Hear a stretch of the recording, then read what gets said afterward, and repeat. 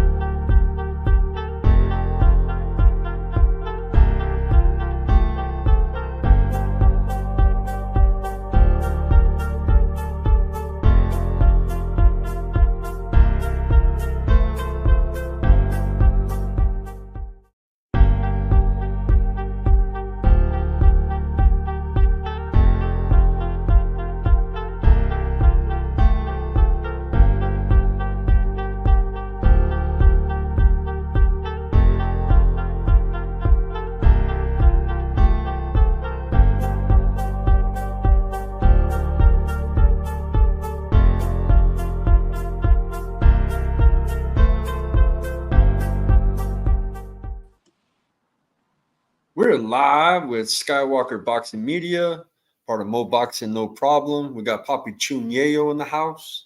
86 Boxing is in the house, and Tim Witherspoon Jr., Witherspoon Boxing and Fitness in the house. Salute, my brother. Hey, we got a crazy weekend, man. Weekend of upsets. We had a couple upsets this weekend, man. One of the biggest upsets was Anthony Joshua. Got laid out again. I guess I don't know if you could call it upset. We've seen him knocked out before, especially with Ruiz. So we knew that kind of his chin was suspect. But damn, man, we thought AJ would win this easily, but he got knocked out. So isn't AJ isn't that how he got his claim to fame? Didn't he get up off the canvas from fighting Vladimir to win his first belt? Yeah. Listen, man. Yeah. We know one thing. If AJ get hit right here, he start doing the stanky leg and every other type of Michael Jackson move. And same with Tyson Fury. He's a big chinny, But before I start talking about that, I want to say this is our 87th show. That's crazy. Who would have thought we would have been sitting here doing 87 Sunday nights? That's when we first started. I feel like we didn't have a proper celebration for 86. Yeah. We should have did a special show. It would have been all about Josh, man. Right there. No, that's true. It's all good. But there's only so many times that you can get hit and come off the canvas. I was talking to Skywalker earlier. And I was like, could you imagine, him fighting Bakao or Zhang? Those are some fights that he could never have. And they're not even world champions. So it's like, I think you got your millions, be a model or something like that. And this is being chinny after losing muscle. He used to be muscly. We used to say, well, that's the reason why, He's a little bit more athletic built now, and those punches were not like I couldn't see those punches knocking down Tyson Fury, and he's chinny, right?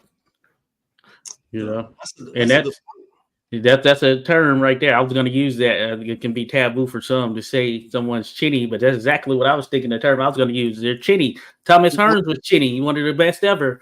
When they're a bit chinny. Yeah. A bit chinny. He's a bit chinny. But yeah. Hey, Thomas Hearns, for instance, look, hey, we don't doubt how great he was, and hey, he could be knocked out. Same with a number of guys, and Joshua is one of those guys, and I feel that he hasn't been the same since it was tested by Ruiz, and he ended up going down. And what I thought really showed was that, of course, the Valine fight, and then that with Ngannou, who isn't a boxer necessarily, that was more so just kind of a mask, and we saw this more intimidating looking Anthony Joshua. That being said, you can't correct your chin. What are you going to do for that? you know. Yeah, Josh, did you feel like he didn't seem as engaged as previous fights? Like he didn't really want to like. Did it seem like he wanted to be there? Well, when he was in there, it certainly gave you the feel of him not wanting to be. I would say from that perspective, and it was hard to kind of gauge in some sense the way he was sort of trying to mask things. But I guess you could say that was the case because of the fact that remember Joshua say prior to Ruiz, you know, prior to him being stopped or whatever, and even a little bit after that, he was always a guy who came out like the boy. The boy came out like a guy who was smiling, you know, happy guy or whatever. And he was trying to put on this aura of, okay, I'm focused. I'm this mean guy or whatever. And maybe that in a sense was just not him being him and him not really being truly vested in it in the same way that he was previously. Now, I'm going to take it a little bit farther. Remember when he got really angry after that one fight and took the microphone and was the second Usyk fight. People? Yeah. Do we think and this is a far assumption, but do we think that there could be some damage there to Anthony Joshua with the way that he behaves? He seems to be a little bit more aggressive. You just said that he used to be the one smiling and cheerful, you know. Yeah. And now I see this kind of tough guy talking and acting crazy. Do we think that the punches have something to do with it? Remember who was it that got caught? Was it Jermaine Taylor who started to act aggressive? Yeah, I know he is. He had some legal issues, and his personality changed there after a number of sort of grueling fights. And this was certainly after, like, he lost to Arthur Abraham, had a brain bleed, had to pull out the Super 6 tournament. And then from there was seemingly a change, and it seemed to be for the negative in some sense. So I do know what you're saying in that sense, and some have attributed it to sort of the damage taken during fighting, you know. Look, I think we got to step back a little bit farther and kind of like take in the whole totality of everything, right? So AJ has been a star, like he's like the Superman of the UK, right? And he's had a lot of pressure on him to do certain things. I would assume that at some point, if you have all this pressure on to be the Superman for the country, and then you got all these people online, we can't discount him not seeing people saying things about him online. Oh, he's soft, or he's trying to be American black, or he's trying to do da da da da da da. So we'd be like, oh man, he's soft. He ain't tough like black folks from the hood. And so that creates like a complex where somebody that's from another country may want to emulate something they've seen on TV that supposedly represents American black. It's not good, right? So I think there's a psychology aspect of it. I always talk about the performance anxiety, right? I think all that stuff, it'll wear on you. So honestly, I felt like Joshua, he lost a lot, man. He was slow. It seemed he never had any sort of defensive response. He wasn't defensively responsible at all. His hands were never back to protect themselves at any point in that fight. And he was slow and methodical, and you could see it immediately. Speed disadvantage, and you could just tell that Du Bois was going to get to the punch first. You could tell. Yeah, I will say that first knockdown that he took at the end of round one was very novice-like in terms of he just backed up with his hands down, got caught right on the chin. They teach you that day one. There was one other thing. They got to stop interviewing people who have concussions. I agree. You just don't. It's like signing a legal document. You don't do it under being under the influence. But look, I think it's disrespectful, man. When Ronaldo got knocked out, they had a lot of press, man, and we had like in the back, man, we had like little tents, and we had like an area for post-fight interviews. But yo, they were sticking cameras underneath the fucking shade, bro, to see what's going on in there, bro. And he was crying, emotional. You know what I'm saying? Like, that's personal shit. I think the press should have common sense. You know, I'm on both sides of the fence with this because the fans who are paying for these fighters, win or lose, are coming for the whole part. They invest so much time into these boxers. Some of these want to see them talk to see if they're okay. You know, so and I don't see anything wrong with being documented how they were after a fight. Maybe that's a way that people can pressure a fighter to not take any more fights because we've all seen it. If you don't show it, then it's easy to keep it underneath wraps. And and to go back to your point about Anthony Joshua, it's not just the pressure of social media. It's not just the pressure of the fans. He's a whole business. He's feeding a lot of people. You know what I mean? He has the pressure of that as well. So where I'm thinking, well, Anthony, it's time for you to just hang it up, do something else. You could easily make a lot of money in your home country, doing a lot of other things. He and a lot of people might be pressuring him to do one more fight because he's a business. He's the reason why a lot of other people eat. But I hope, in my opinion, and I'm going to say it right now, early in the show, is that he doesn't fight anymore, unless it's Deontay Wilder. Yeah, they robbed us of that. Deontay Wilder, Tyson Fury, one of those. They robbed us, man. Now with both of them is. Well, look, they're both at that point. Why not? I mean, might get a double knockout. Issues. A double knockout for them to ride out, bro. CTE, I still think CTE is not understood enough, man, and how it impacts boxers. I don't think they've done enough studies to actually really cover. They haven't covered it from a boxing standpoint. Well, it's too gritty of a sport right now. Still, we do know that more football players are affected by CTE than boxers. Boxers are affected more by accumulation of punches, and we get something called pugilistic dementia, which is called punch drunkenness.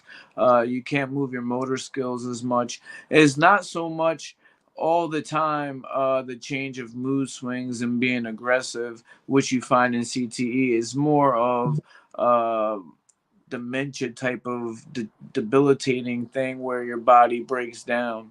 When you have CTE, you're more capable of moving about, and it's really messing with the lobe, and that is more of a collision type of activity, and there's more of a thing found in football players than it is in boxers. But the pugilistic dementia part is a big issue, and it is not to say that fighters don't get CTE, because there are some fighters out there with CTE.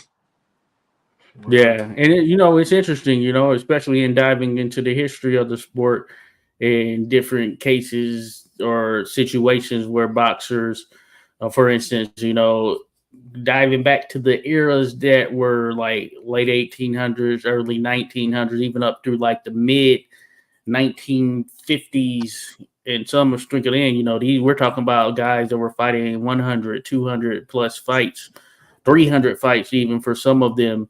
And the interesting thing is that it doesn't affect everyone the same way. Heavyweight wise, we think about George Chuvalo. Look at the amount of punches that he was taking during his career. That's what he was known for, having a beard and being able to take punches. But I know I saw an interview of him that was from like a couple of years ago, and I think he's in his like 70s at this point. And you wouldn't think that he had any form of anything because he was still speaking like he normally did, but it affects other guys a different type of way. You know what I'm saying? So that is one of the more intricate things that is tied to it. this is what I'll say as a professional fighter and someone who grew up in it. You are correct that it affects everyone differently, but it catches up to everyone. There is something that you lose when you're in there in the ring. Oh, yeah. And it could be, something small or something big. It could be something that we can't even see, a mental thing, a depression or something like that, but these gladiators, when they go in and it's over, when it's over, they're never the same. Yeah, no, I'm with you 100%, and yeah, I subscribe to that thought process. Certainly, every time you go in there, there's a piece of you being chipped away, essentially, because at the end of the day, even if you're, it's not what we would consider a brutal fight or whatnot. When you're taking these punches, your brain is bumping against your skull, essentially, and in the way you slice it, that's not a good thing. Who we got that joined us here? That's Rock Chalk. Salute to Rock Chalk, my sister. How you doing? Oh, Hi, hey. guys. Hey, how's it going, See you Rock Chalk? guys.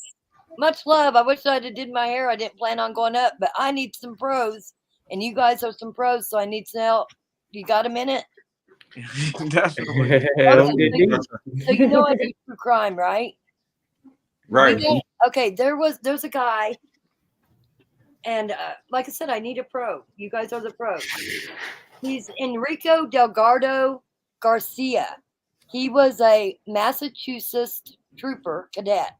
Died last week in a boxing match. Okay, 16-ounce gloves, broken teeth, 3 broken ribs. Looked like he'd been stomped on, and a broken leg. Can any of you tell me how that could happen in boxing? I'm just curious because this. And Joshua is a referee, so he would probably be the best one to answer this question. And the family has reached out to me, and I've been dying for you guys to go live because you guys are the pros. I'm not. Well, can you say his name real quick again? Yes, if you look up Enrique Delgado, Massachusetts. He was a Massachusetts trooper. It's part of their training that they have boxing, okay?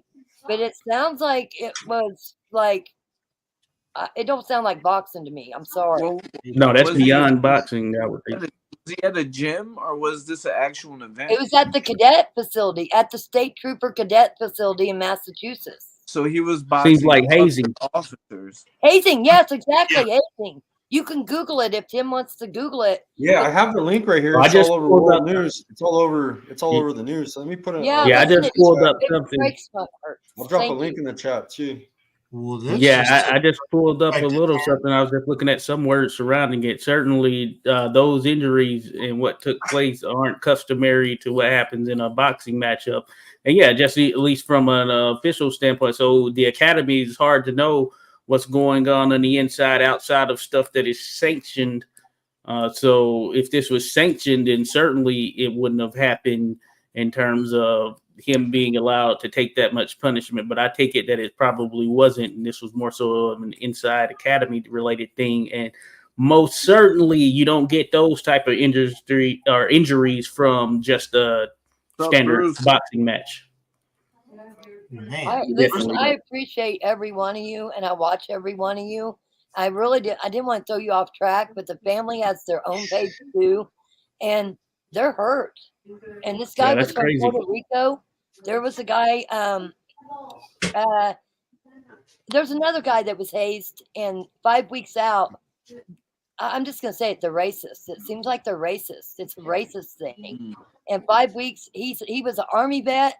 And they kicked him out 5 weeks before he graduated. And from day one, they made him sweep the floor, the other cadet's floor, with his face. He said he took his shirt off, and they wouldn't even let him use his shirt. And then this other guy, this Puerto Rican guy, ends up dead from a boxing match. And I'm like, listen, wow. I watched Masvidal, where he's doing the bare knuckles and the MMA. That's some crazy shit.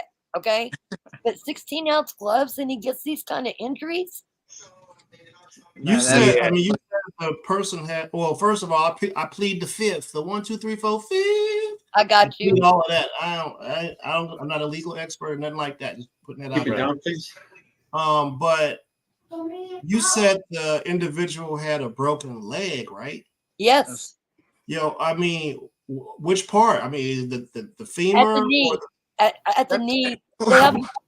They have not released the autopsy, but there is pictures out there, and you can see where somebody stomped on his chest. Like, I don't know what the bottom of boxing shoes look like, but if you guys saw the pictures, I bet you'd say that he got stomped on while he was on the ground. So we It's can unfortunate stop- that, but that's not boxing. yeah, we could just stop saying that it was boxing training at this Thank point. you. Thank you. Um, Listen, I appreciate you guys. I'm not going to take any more of your time, but I mean, I messed know up. you guys know your stuff, and I agree with the fifth, but this is just your opinion, and I will make it known. But I'm not. I watch boxing, but I'm not into it like you are. I love it. Obviously, I'm into UFC and bare knuckles a lot more. But I appreciate you guys, and thank you, because that does make me want to dig deeper now. for sure. And I would do it for your families too. I'm just saying. Just make sure you're taking care and being safe out there. Listen, yeah. I You get know, death a lot threats every day. I Yeah, get a death lot threats. of people have joined this internet thing and they don't realize that there's segments of society in every area where there are people who are willing to they'll do anything. And it's not, you don't need to understand why they do it, but it can be done. It will be done. So be careful. You know what I'm saying? Try not to make too many enemies. I've made a few. I get Yeah, it. hey man. Yeah, people, it's just too easy to find people. You know what's sad is my grandpa was the attorney general here. My kids' dad was a U.S. Marshal for 33 years. I'm a retired state investigator. It's kind of in my blood, so it wouldn't be the first people that's after me. But I hear to what you're saying because I get threats every night. Yeah. I will be careful. But I also wanted you guys know more than me when it comes to boxing. Bruce, much love to you, brother. And I thought 16-ounce gloves, how could it do that damage? Like I need some boxing pros. They just That's threw it. the boxing word on top of whatever they were Right. doing. Yeah, no, they need that. They did. So They should whatever they were doing, that was not boxing. So It wasn't a sanctioned fight, right? It wasn't sanctioned, nothing. No, huh? it's something they've been doing it. They did it at the academy for several years, and then the guy that was doing it got fired, and they didn't do it. Now they brought it back into the academy. And Listen, there's a lot of different groups who have rituals and things that they do, for whatever cause that they have, whatever, call them a gang, call them that for, if you want to make it easy.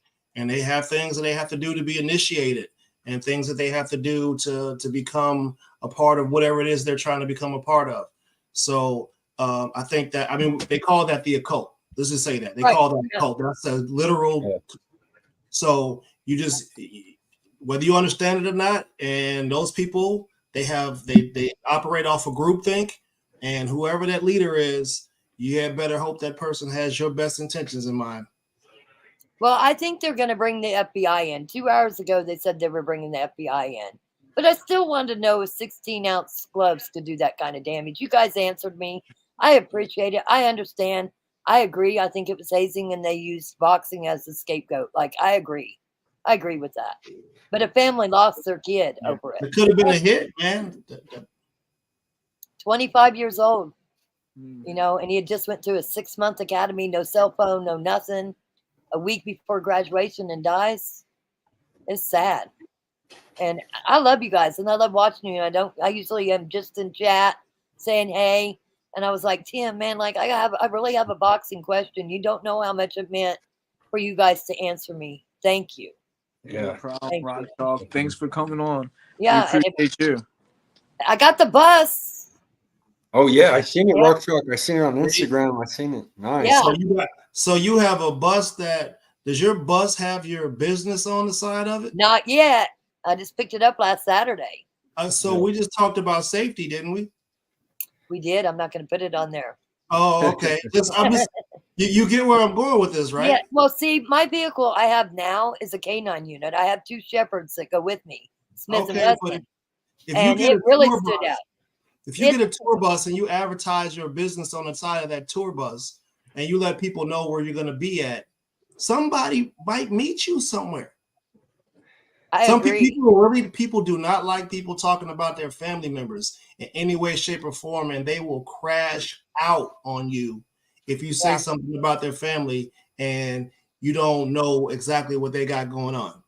I'm with you all the way. And Tim, I'm coming to the. I Yeah. won't be there October 5th, but I am coming to Albuquerque for the Balloon Fest. Blue Fiesta. Yeah. Nice. So, Heck yeah. but anyway, I love you guys. I'm going to Hit jump me up, down. Rock I Chalk. didn't want to take you off of the track, but thank you for your knowledge, and I'll keep watching. Much love to thank all you. of you. Much love, Rock Chalk. Salute. Salute. Salute. Hey, Vince got a fight coming up, Appreciate you, Rock Rock Chalk, Chalk. October 13th. So remember, Vince. Okay, yeah. And if you need some more money, let me know. Man, I hated We that did Kid a Kansas. What about Kid sponsorship Kansas? run. We're still doing sponsorships for him. We sent him a sponsorship. Josh, thank you so much, bro. Josh was a big supporter of Vince as well, man. Made a good sponsorship for him as well. I We usually also give did you a pitch $100. thing. I'll send you $100. Yeah, I'll send it right Okay. to Vince. So Yeah. okay, so while we're here, I do know Alan Garcia. I do know Oh. Kid Kansas. What the hell happened? Man, I was there, and in Rock Chuck, that was sad. But Oh, he's man. a good fighter. But you know what? He made a mistake, and that's part of boxing. He learned a lesson. I think it's good for him to learn at that record. You know, he's like 14-1. So that should be that's a good time to take a loss. You know what I'm saying? To learn from it. Oh, So his coach knew it too, didn't she? We got to talk about that. Oh yeah, I saw that. We got to talk about that. I want to hear about it. Listen, Yeah. he comes back to Ulysses. I'm from Kansas. He comes back. He volunteers his time for the kids. He's a really good kid. But I was Hey, like, y'all so heartbroken. give him a hero's welcome when he gets back. Yeah. Okay. Make sure y'all grab some people, put them together. Y'all meet him at the airport. Oh yeah. Y'all get behind him and give him some support when he gets back. He has Yeah. lots of support. I'm about 4.5 hours away, but I Yeah. go to all the Ulysses basketball games because my friends are from there. Listen, they treat him very well. They do treat him very well. He took that loss very, very well for a youngster too. I thought he took that very maturely, and he handled it. He learned from. I think he's learning from it, so that's good. Yeah. And happy birthday. Oh, thank you. Oh, yeah, happy birthday to Scott. Yeah. Good birthday. I didn't gotta know hang if out. you guys had covered Kid Kansas yet, so I was curious of what you Oh guys yeah, thought about I've been to both his fights back to back. He's an active fighter. He fought here in Albuquerque August 10th, and I seen him September 20th in Phoenix. So I like the kid. He listen, when he comes home, he does a lot for the community. He loves the kids, and it's all about giving back to your community too. So he's very well loved, Papa. Yeah. Poppy? Is it Poppy? Yeah, I don't- Papi Chunyeo. Poppy Yeah. Chunyeo. Yeah. Heavy on the poppy, light on the yayo. Got Hey, you. I love it. Shout out to Okay. Pro State Rock Chalk. We Oh, got yeah. a sponsor. He makes equipment, and he sent Vince trunks, vests, and fight gloves. So that's good. I'm fixing to shoot you $100 cash app right now. I'll send it right to Vince. My cash app is always open. It's like Yeah. Listen, I donate every time, guys. I love you I'll guys. try to show you. I'll send it to him ASAP because We I don't want no appreciate you, bills Russ. getting taken out of it. Yep, I'm gonna send it right now. I'm gonna jump I got down. it. Yeah. Listen, brothers, thank you so very much, and thank you for answering my questions. Salute out. Next time Thank I'll you. do my makeup to get on. Hey. Much love, guys. Much love. All right, much love. Much love. Alan Garcia, his trainer is beast. Yeah, she's good. Listen, yo, man, we really need to interview her. There are things and questions I'd like to ask her, about, the type of boxing knowledge that she has. I'd love to ask her that. I'd also love to put her on the spot and ask her a really tough question. And it would go a little something like this. If you were in the other corner, or if you were the other fighter and you heard someone out loud saying what you should throw, would you use that to your advantage to be able to catch them with something? That's interesting one. And Tim, you would know about that for sure. So, what you're saying, correct me if I'm wrong. The question that you're asking is, would I take what I'm hearing from his corner and use it against him? Yes. I mean, yeah. Why? I mean, if you can in that moment, get a signal of what they're trying to do, and you actually see him trying to do that, then you have 1 second ahead of them. You know what I mean? So, as a good fighter, of course, you're gonna put that in your mind. Now, is that necessarily what's going to happen? Sometimes the corner yells stuff and the fighter doesn't hear it, and you can't capitalize off of it. But of course, you're going to internalize anything that you hear. It's very prevalent when you're in a close gym sparring. When Oh you're in yeah, a close gym sparring, everybody's yelling out your hair and everything. So that's where you practice that's those true. kind of situations. You most likely some gyms. I've been in gyms that don't allow yelling, which I don't like those gyms. I like the more the zoo gyms. Um, but you're in there, and we've seen this in some of these sparring sessions. The coach yell out something, and the other fighter tell that fighter, "You better not try that." Yeah, so I'm just Yeah. saying, bro. Yeah. I'm not listening. If she tell you to shoot the double jab, I'm going in hard on one. You can. I'm gonna throw this haymaker. Come on in here with two of them if you want to. So I mean, I think any good fighter would uh, hear that, and then also be able to see instantly if that is what the fighter is trying to do. And you have the amount of time from the pitch to get to the batter to figure that out. That's true. That And is the Look, true. man, you're gonna have some intelligent trainers out there. Some people. I mean, I think his name is Ben Davis. I think he's one of those Yeah, guys. yeah, I been, think yeah. one of the Japanese teams has one of those guys that are like they're engineers. So they dissect things differently. They pick apart patterns, and they'll be able to hear what she's telling him in the instructions and be able to figure out what it is they're trading for Yeah. at that particular spot. Yeah. Right. And I mean, that's gonna put a blueprint out there on your boy. That's I that mean, you need early. If let's somebody let's know what go tools you got. let's go to another sport where they're really worried about that. Football. The coach Football, goes yeah. like this. True. Yeah, You that know, is true. he's not trying to Yeah. telegraph what he's going to do next. And that's a war sport. So Belichick way. That factors in. Yeah. Yeah, that certainly factors in. Hey, I can even say, yeah, from an officiating perspective, some coaches are more clear than others. Some you can hear them vividly what they're saying, and their sound or their voice rings above all within the radius there. And with others, and then some, they try to disguise it. They'll throw out some numbers, 1-4, 3-2, this or whatnot. But yeah, you just never know. But where do you put the line of demarcation at between scouting and espionage, where you got people planted in the camp? Like, where do you draw the line at? that line is gone. Yeah. As soon as you know that you're fighting somebody, you're doing your research. That line is gone anyway. You don't have to go to their gym. They're putting it out there for us. They're yelling across the ring. So nobody's even crying anymore about Yeah.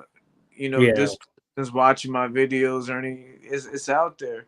It's all so it boils down to execution on the night, and some of Yeah, that true. yelling from the coach might be them seeing an opening that you don't see, but for a coach, the ideal fighter would be somebody that can see that themselves, and you don't have to say nothing until they come back to the corner. Yeah. That's one of the ultimate fighters. Somebody that a coach can send out there and know that they can take control, somewhat of a Tom Brady. I keep liking to do analogies. Somebody that you can give control of the game, and they can do what they got to do. And there's fighters out there like that. Yeah. You know.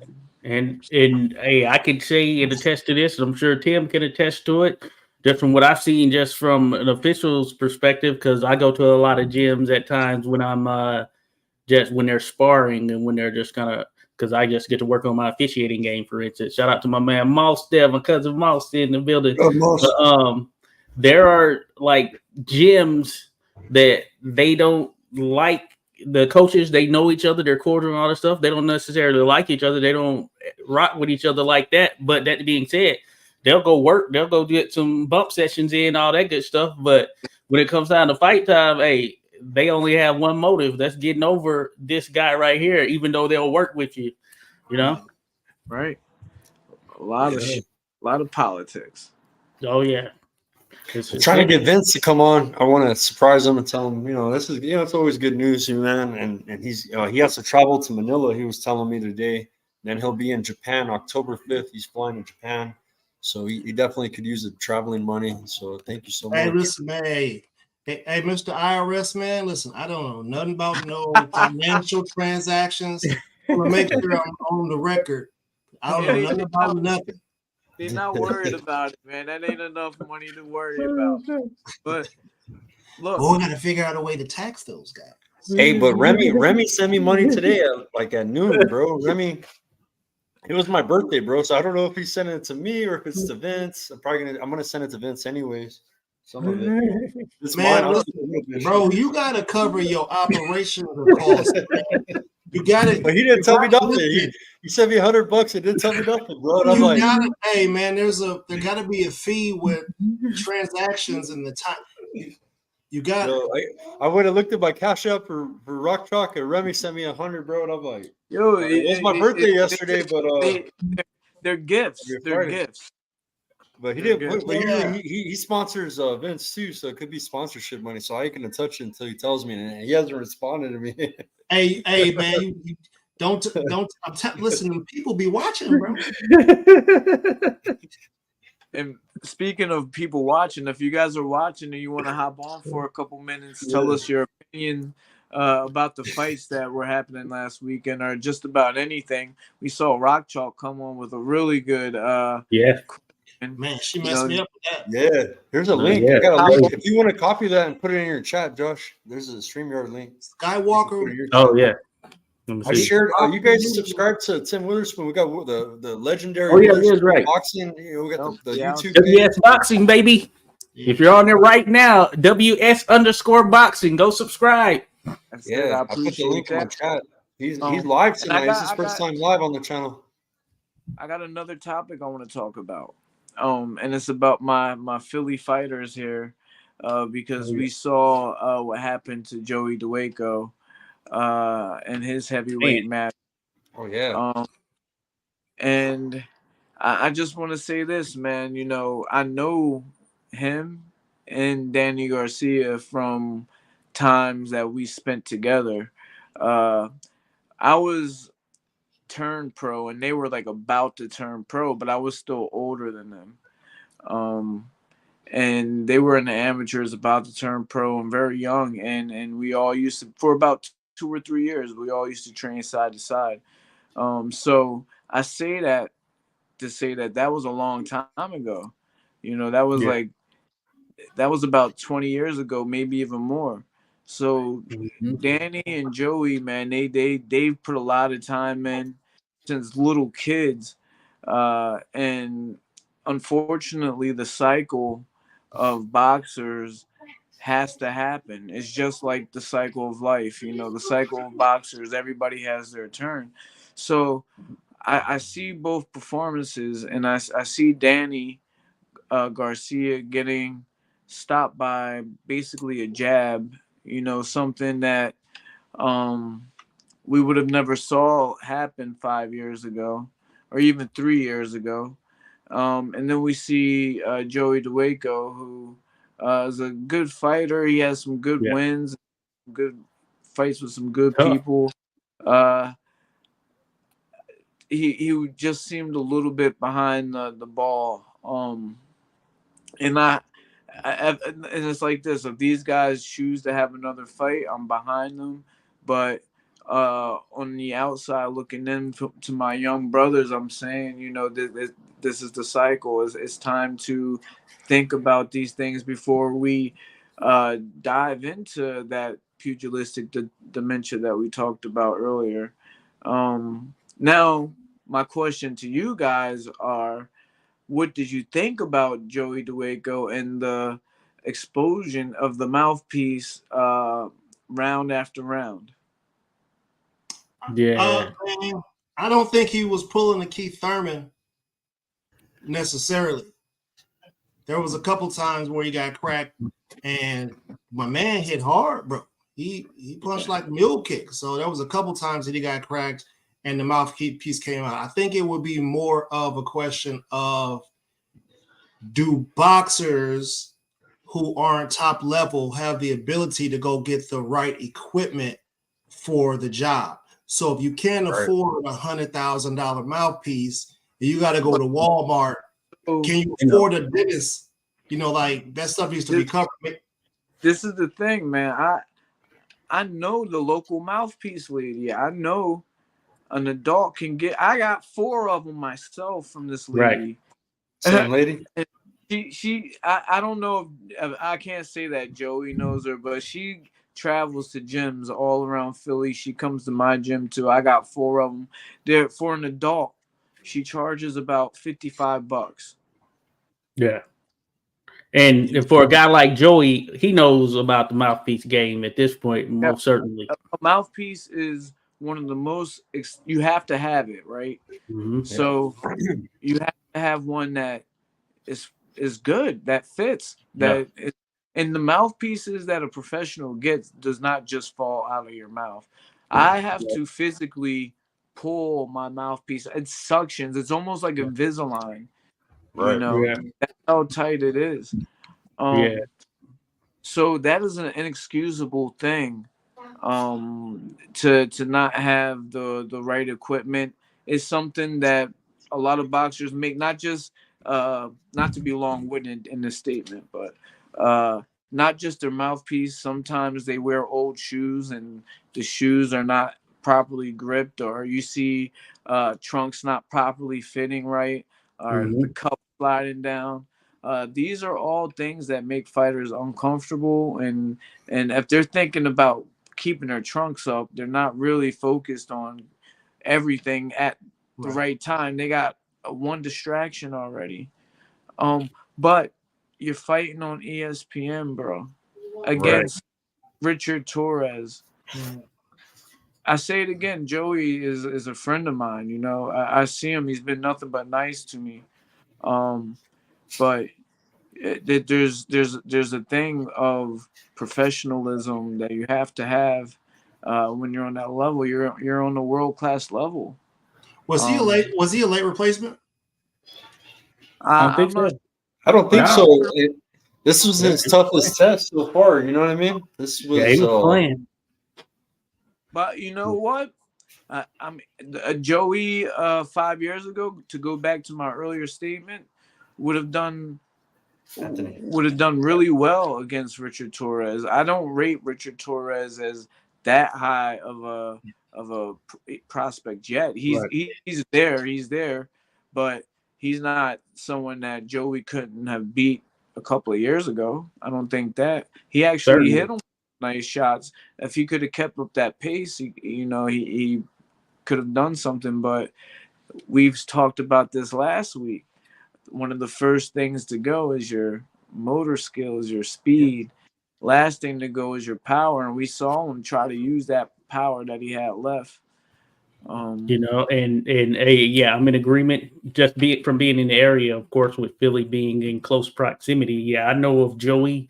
Yeah, he's a tough dude. He's a tough heavyweight, and he's one of those guys that he can pull it off against a guy like Richard Torres, depending on the day or whatnot. But yeah, I guess I subscribe to a similar thought there with Tim in that, this certainly isn't the best version of Joey. We interviewed Malik Titus. He beat Joey as well. That might have been the last loss because I think they said he was riding on some wins or whatever. But if you look at Joey, some fights, he'll just take them. He's one of those guys. He'll take a late fight or whatnot. You know what I'm saying? But he is a tough dude. And he's got some skills or whatnot. But you could just see from that, like Tim said, maybe some of those motor functions have kind of slowed down a bit, and he just couldn't pull it off the same way he previously could. And it catches up to all of us, as they say.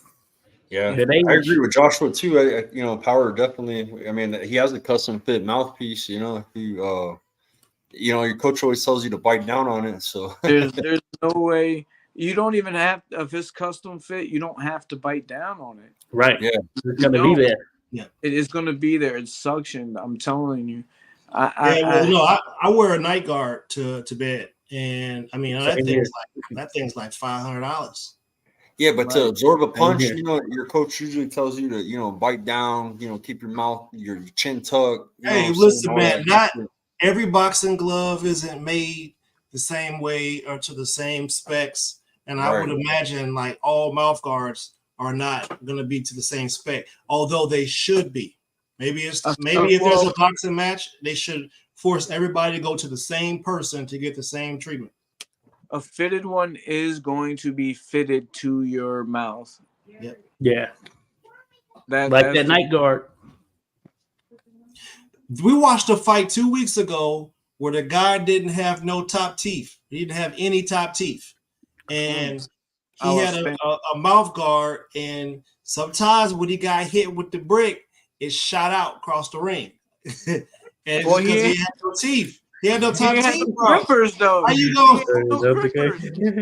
He got to keep his mouthpiece in with Polydent. He all gummy up here. You feel me? And the referee, where he wasn't wrong. I know, at least from the amateur perspective, and of course the pro rules a little bit different. But yeah, by the time that mouthpiece comes out for a third time, I'm taking a point. And then if it comes out a fourth time, I'm taking a point. If I recall correctly, Joey came out 6 times, which you don't really see. Yeah, it was excessive. That's an excessive number right there for sure. Yeah, so I understand it. You know, and at what point do you hold on to that mouthpiece in your mouth for dear life? Right. You know, and not let that happen. So True. You know that it is what it is. That's still my homie. I wish him nothing but the best. And you know, it is what it is. I think Joshua Woods should come on for like 5 minutes and really come on, Joshua. Joshua knows some Joshua there, my fellow Joshua. Hey, drop that link in your chat, Josh. Oh yeah, hold on. Let me see. Where is it at? Right here, man. So, I mean, what do you guys think about the entertainment aspect of the shows that Turkey is putting on versus what we have here in the States? I got my opinions, man. A lot of people don't like the entertainment part of it. I like it, man. If you're you're at an event, it's cool to have a live performance. But if you're at home watching it on TV, it's a little bit different. You know what I mean? And some of the people complained about Eminem. You know what I'm saying? About all these musical performances. I like country box. I like how they incorporate music. I don't think it should be as much. I think it should be like maybe one song before each fight would be perfect, right? If you think about it, right? One song, and then have the fighters coming out. You know what I'm saying? And yeah, man, to have like a whole show. A lot of people just want to be there for the boxing. You know what I mean? Tim? So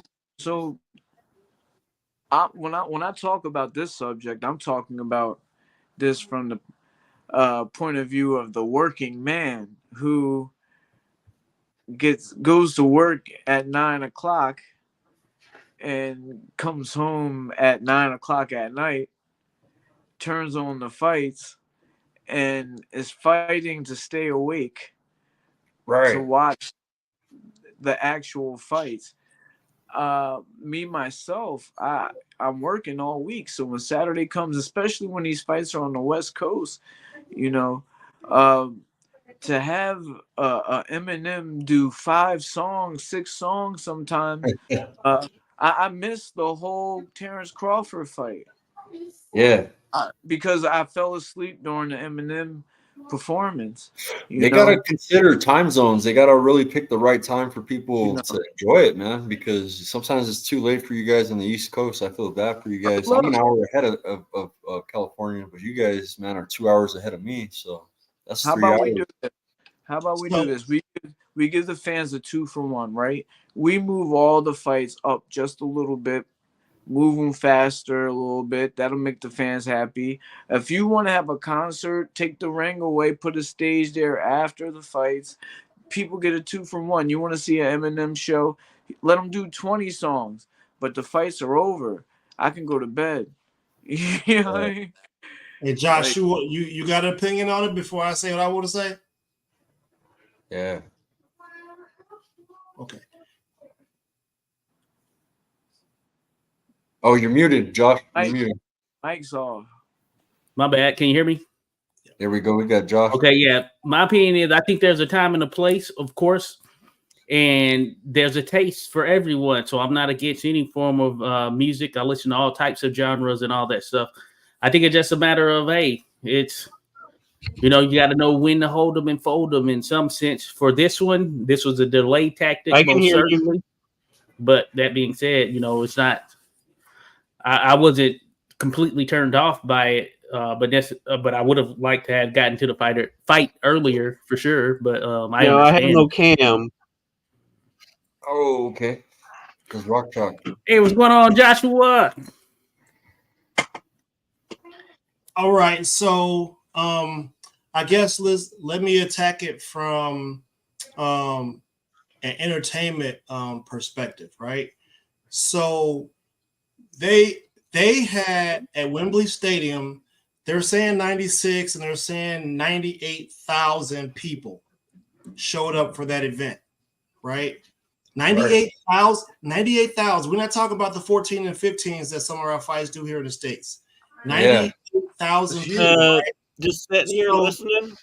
So you have things that happens at fights where perhaps there's a guy 3 fights in a row was first round KOs. Now you got to figure out how to fill time in. But if you're the actual fan that's sitting there, you don't have commercials and things like that at home to entertain you while you're waiting for the next fight to come up, right? True. So and one other thing, a big point about that stadium, they had over 300 and something thousand people apply for tickets for the fight.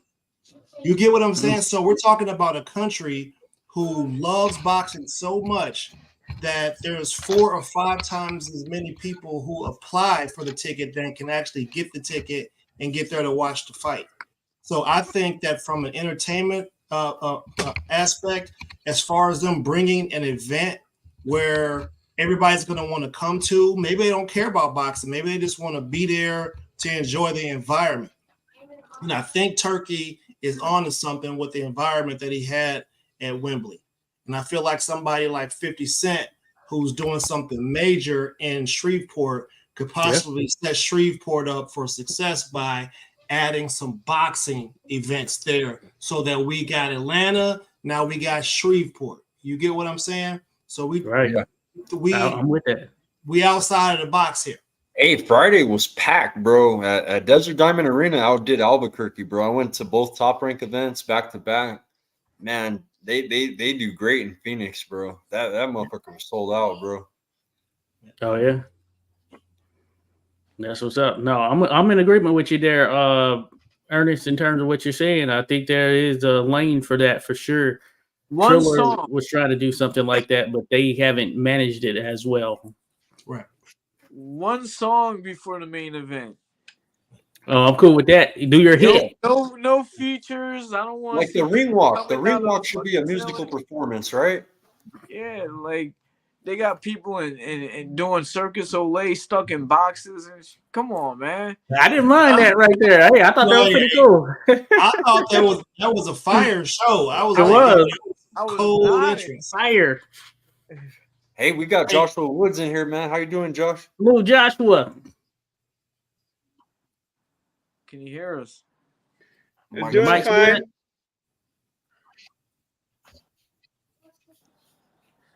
You good, Mike or Joshua? Sorry.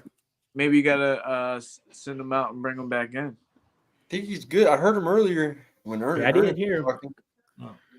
Yeah, Dang, he did. man, that was I did. I did hear I'd him. have to be in one of them Walmart scooters. That seemed like a long walk out. Yeah, I'm talking. I don't know how far That back was I a am. good one. All right. Hey, that's what's up right there. Joshua Woods. Now, Joshua Woods, he's a history guy going way back, like myself as well, for sure. And some of you all as well. But yeah, going way, way back there, you know, late 1800s type time frame right there. Joshua was big on that, the early 1900s, which I am a big fan of as well there. Nice. How'd you get into boxing, Josh? Joshua Woods. Rocky won. That's a lot of people's answers, you know what I mean? Yeah. That's a lot of people's answer, actually. Rocky won.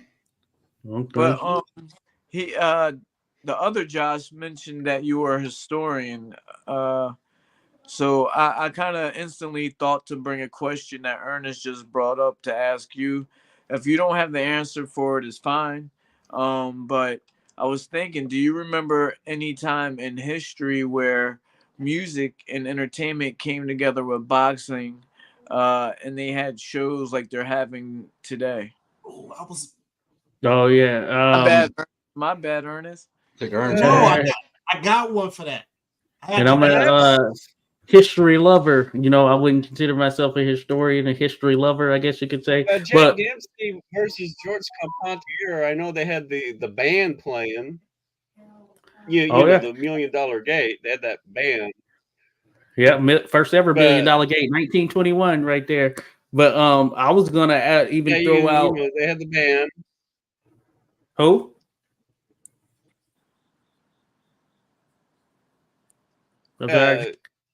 Dempsey Compantier. Oh yeah. And Dempsey. I'm not going to bring up Johnson Jeffries. No, I feel you. But I was going to use a more recent one, not immediately recent, but for instance, look at the Rumble in the Jungle, for instance. Ali George Foreman, James Brown was there doing performances and all that stuff right there beforehand. That was a big, major piece of it. For instance, the fact that he was there and the fight ended up getting delayed. I think that kind of held some things over right there. But also, if you date back, there's always been this connection between like arts and entertainment in that space and boxing in general. So even dating back to the earlier days where there were boxing matches that kind of coincided with theater performances, for instance. I got you. Yeah, so Ali actually going back came to out. Sports in general.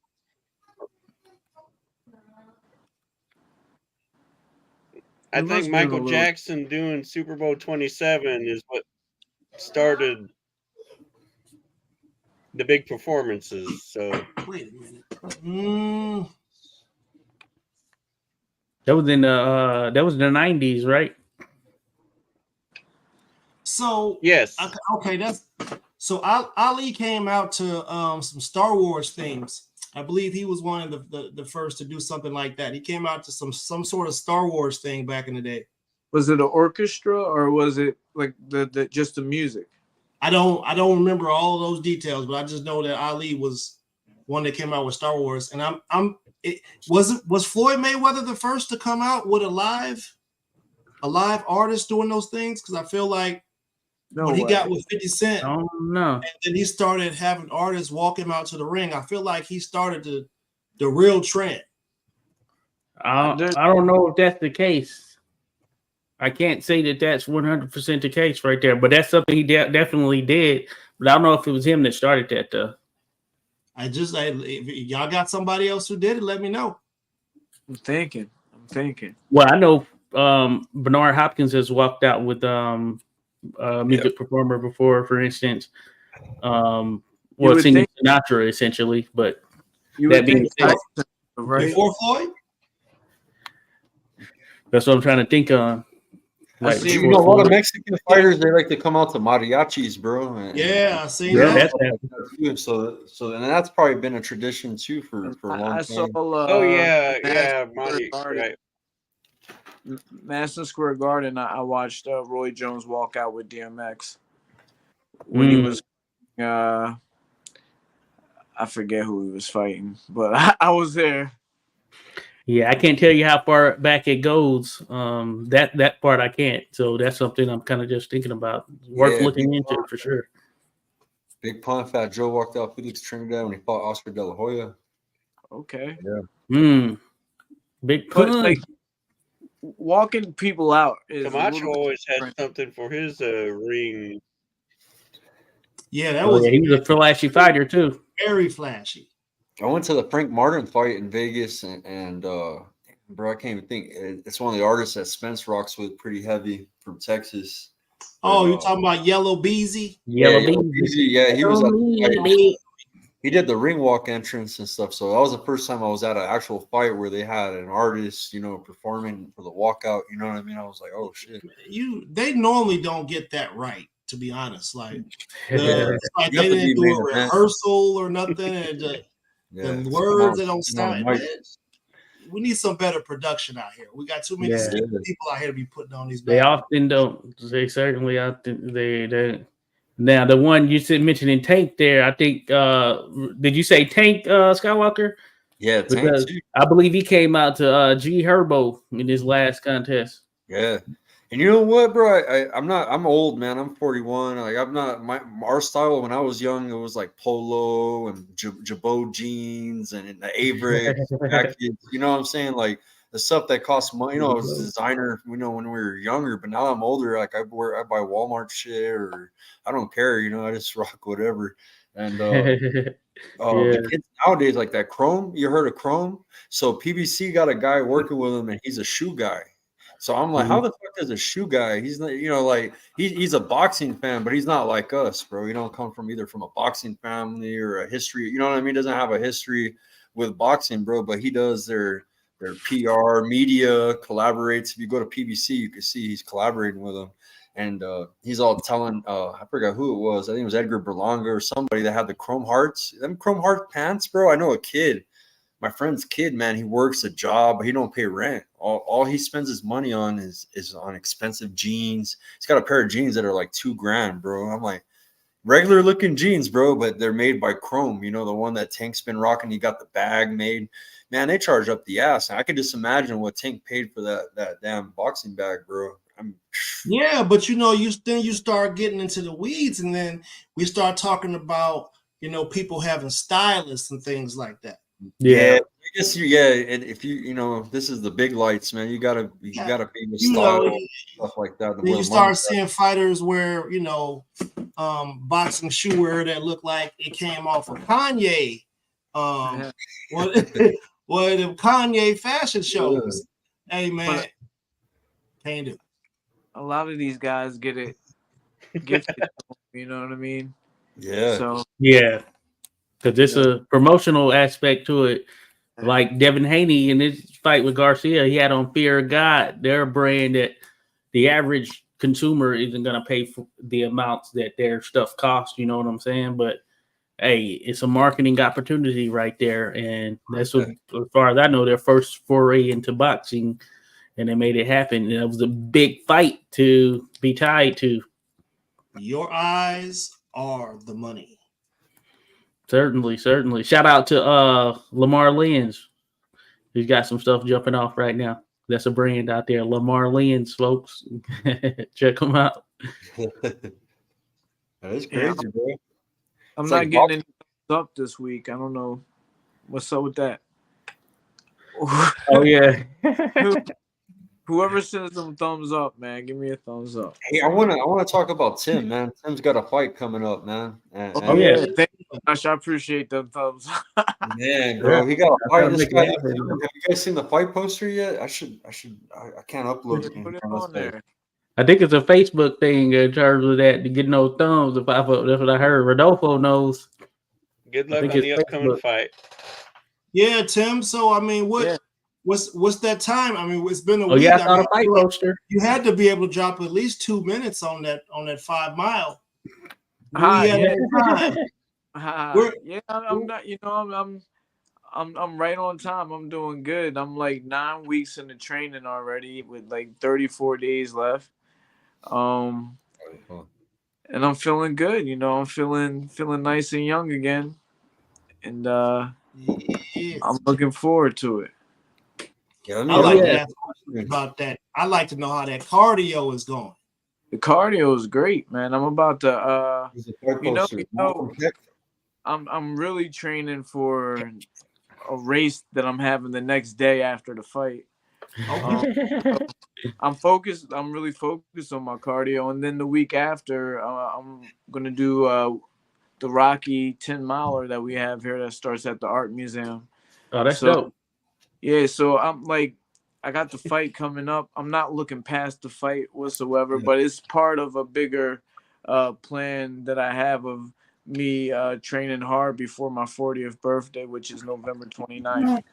Ooh, we gotta celebrate. Thanksgiving.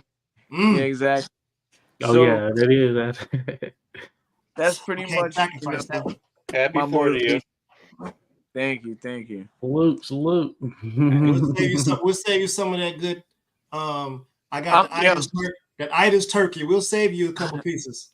I can eat now. You know, the fight the fight is for 185. I'm like 182. Okay. But you guys remember I was challenging Rockman at 200 pounds. Yeah. You know, so ever since I started training 9 weeks ago, I dropped from 199 down to 182. And my ideal after this fight, I really want to be at like 175. I feel like that's really where my body will be where I want it to be. I can cut some more time down on them miles and everything. But I'm just happy to get up and do something every day. A lot of people don't fill their time up enough, and I'm filling my time up with working out. I'm doing it twice a day. And I want a lot of my peers to see that, you know, just because you turn 40 doesn't mean that it's over for you. You know, it's not over. It's actually time for you to pick it up and actually do a little bit more. And at our age, guys, we're mentally stronger than we ever were. So back in the day where you might be like, man, I don't want to run, you'll be surprised at this age how strong you are and how far you can push yourself. Yeah. So you already know how to do it. That's why, man. You've done it before, and I know how to do it. I got a lot of people in my gym that are going to be running races soon that never ran before, that are, you know, challenging themselves now, and I'm like a role model for that.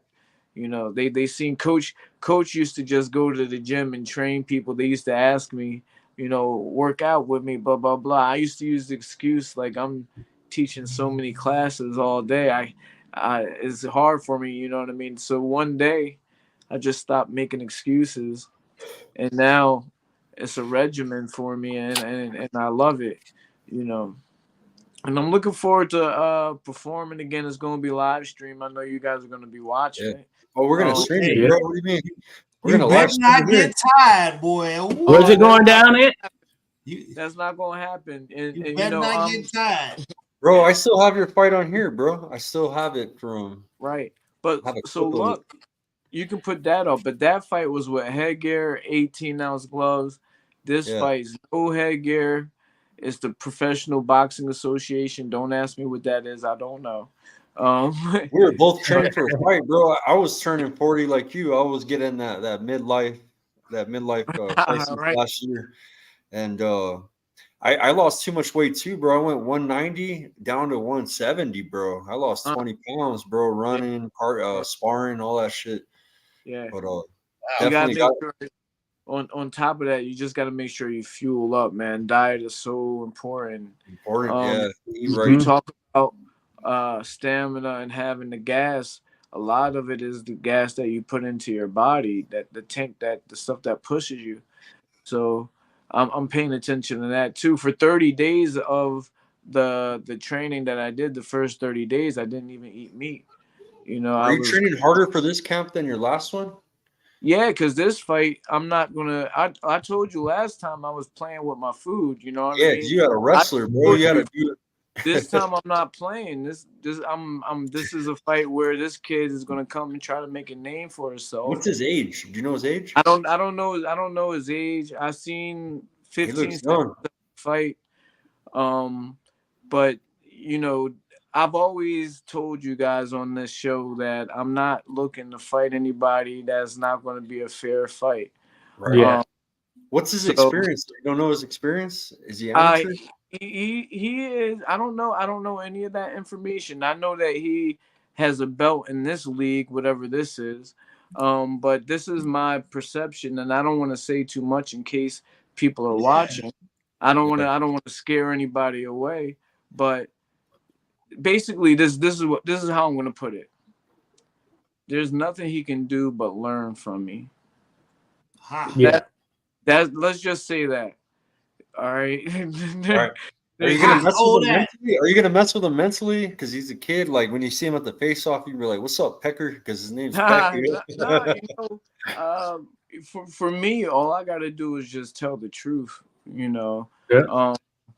There's levels to this sport, and there's a reason why I'm fighting him at the age of 39, and he's fighting me in his 20s. Because he's never been where I've been at. You know what I mean? So I have and it's just I'm looking forward to just doing it, man. I'm looking forward to actually making this kid learn something. Hey, can I show everybody that clip? Go ahead, whatever. Huh? You want to get Poppy Chun Yayo on the marketing, bro? Listen, I'm telling you, I give me a pot with some boiling water in there and get some of that Similac and put it in the baby bottle. Put it inside of the pot. Make a shirt out of that. Like, hey, I'm gonna give you this warm baby bottle after the fight. You better. Hey, I'm gonna try to come there. I'm gonna try to come there. It's in Jersey.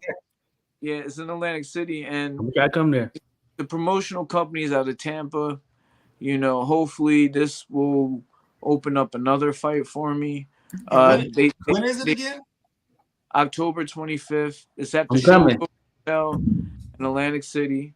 And yo, Al Rahim Pro Se, he's one of my first sponsors. He's gonna do my uniform. Shout out Pro Se. Can you get some media passes? Yeah. I wish I could go. We custom tape. You feel me? Can we cut the tape? We can figure something out. And then my second sponsor, I'm gonna say it on here, is Miguel's Riverside Barbershop. They're going on the trunks. They're a business in Bristol Borough. If you guys are watching my live, you know them. Go follow them on Instagram. So, can we get a video clip? Can we get a video clip of you getting your wig split up at the barbershop? Yeah, that's part of the sponsorship. You know what I mean? Yeah. I'm gonna go over there, you know, and shoot a couple of video promos, and you guys are gonna see what they are. So if you ever come to the area, that's where you go. But you'll be seeing some sparring videos soon. I've been putting in some sparring work. We talked a little bit, and you know, I'm a little bit glad that I get this opportunity to fight now as a coach, because I analyze things a little bit differently. So we always talk about, you know, some of the last things to go, some of the first things to go. And I'm not afraid to say that I'm 39. You know what I mean? I'm not the same person that I was at 25. Even at the end of my career, you know what I mean? I wasn't that person. So there's no reason to pretend that I am. But in my training and everything like that, I'm compensating, working on bringing a lot of those things back. But the main thing that I'm going to use is my knowledge. You know, the knowledge that I have is going to get me through this fight, along with being in really good shape. I'm in the best shape I've been in since I retired. So that last fight that you guys saw me in, I was in good shape, but I wasn't really. There was no worry. This guy is going to come. This is a real. This is a real fight. There's no playing around or anything. As soon as the bell rings, I'm trying to knock him out. You know, so But Tim, I'm gonna play it. I'm gonna play that clip, bro. This is from Celebrity Boxing. This is gonna be without headgear and with 12-ounce gloves, correct? correct. 3 rounds, 3-minute rounds. 3 2-minute rounds, so I really Yeah. don't have time to play. You know. Good. Hey Tim, dude. Hey, when you up in there with him, be like, "Hey man, you know the left hand know what the right hand doing, right?" Put him in the dirt. The rapper hilarious. There you go, Tim. Turn the shit up. Beat this guy, man. Yep.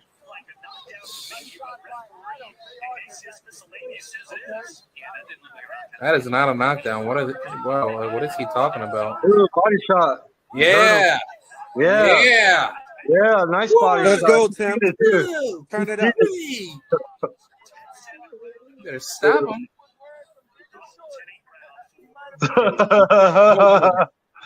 Fuck yeah. Thank you. Stop them, man. Let's put this. Oh, damn. Deontay Wilder looking fresh. Well, my boy You Wilder heard him, looking Tim? fresh. Yeah, Wilder was looking fresh that night, but Wilder was fighting that night. Who was Wilder fighting that night? Yo, that was 2 years ago, bro. That was 2 years ago. Already. Fuck. Nah, that's crazy. Hey, Nah. young fella, you know the left hand know what the right hand doing, right? Yeah. No, but That was K-Rod on there. I'm gonna say that to his trainers. You know, how can this guy fight somebody that knows more than the people that's training him? So that's how I look at it. You know, not to be cocky or anything, but the kid's gonna learn. That's good. He needs that lesson. Everybody needs that lesson. That's the way it's supposed to go down. Especially because did we lose Josh and Tim? No, we still here. Yeah. Hey, But Josh. not to sound cocky or anything like that. But these kids these days, or not to sound like I'm 39, which I am, these kids these days think that they are the shit already. And just because social media, they can put a couple of videos out or something and people look at it and they get a lot of likes, but they don't realize what really being the shit takes. Yeah. And it takes a different kind of animal. I don't care if it's in business and sport, whatever. It takes a different kind of animal to really be the shit. Yep. Yeah. Don't let those mitt punching videos that you see where they're out there doing it fool you. That's not the real deal. It's a learned behavior. Right. So it's something that he's going to learn. October 25th, Showboat Hotel, Atlantic City, live stream. I'll be posting it this week. So I got I'll to be all out the there, New Jersey Tim. people, man. I'm coming out there for sure. Raheem should be there too. I'm coming. See you live and in person. That'll be what's up. We'll do a podcast right after. Let's do it. Like I said, I'm stopping this guy and then I'm getting out of there because I'm running a race 8:00 the next morning. Oh, and then that afternoon I have 3 of my amateurs fighting 2 hours away in Berwick. We working, guys. We working. We not just sitting around. Jammed in. We working, bro. So no doubt. When it's over, I'll be in my house, relaxed, thinking, damn, I knocked somebody out. I just completed a race, and I got 3 fighters that, got closer to their goals. So it's worth it. It's just, that's what I'm saying. It takes a different kind of person to really be the shit. Hey, is Feldman with this promotion that you're fighting under, or this is a guy named Gary Lewis from Tampa, Florida. So he's a promoter. Coincidence? The same hotel or same venue? Yeah, they do a lot. They do a lot of events there because the Showboat Hotel. Shout out to the Showboat Hotel. I was just there 2 days in a row. I was there this morning. They just did the Masters tournament, the 39 and over amateur tournament there. They do celebrity boxing. They do MMA. They do pro wrestling. And it's all because they don't have gambling there anymore, so they bring a lot of entertainment. It's more of a kids' place now. They have a water park. They have mini golf and arcades and stuff like that, and then they bring the entertainment.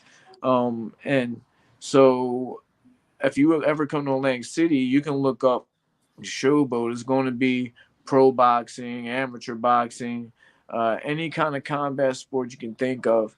I don't know too much about concerts and things like that, but I know that they put a lot of those shows on. And I'm just happen to fight there. This is my second time.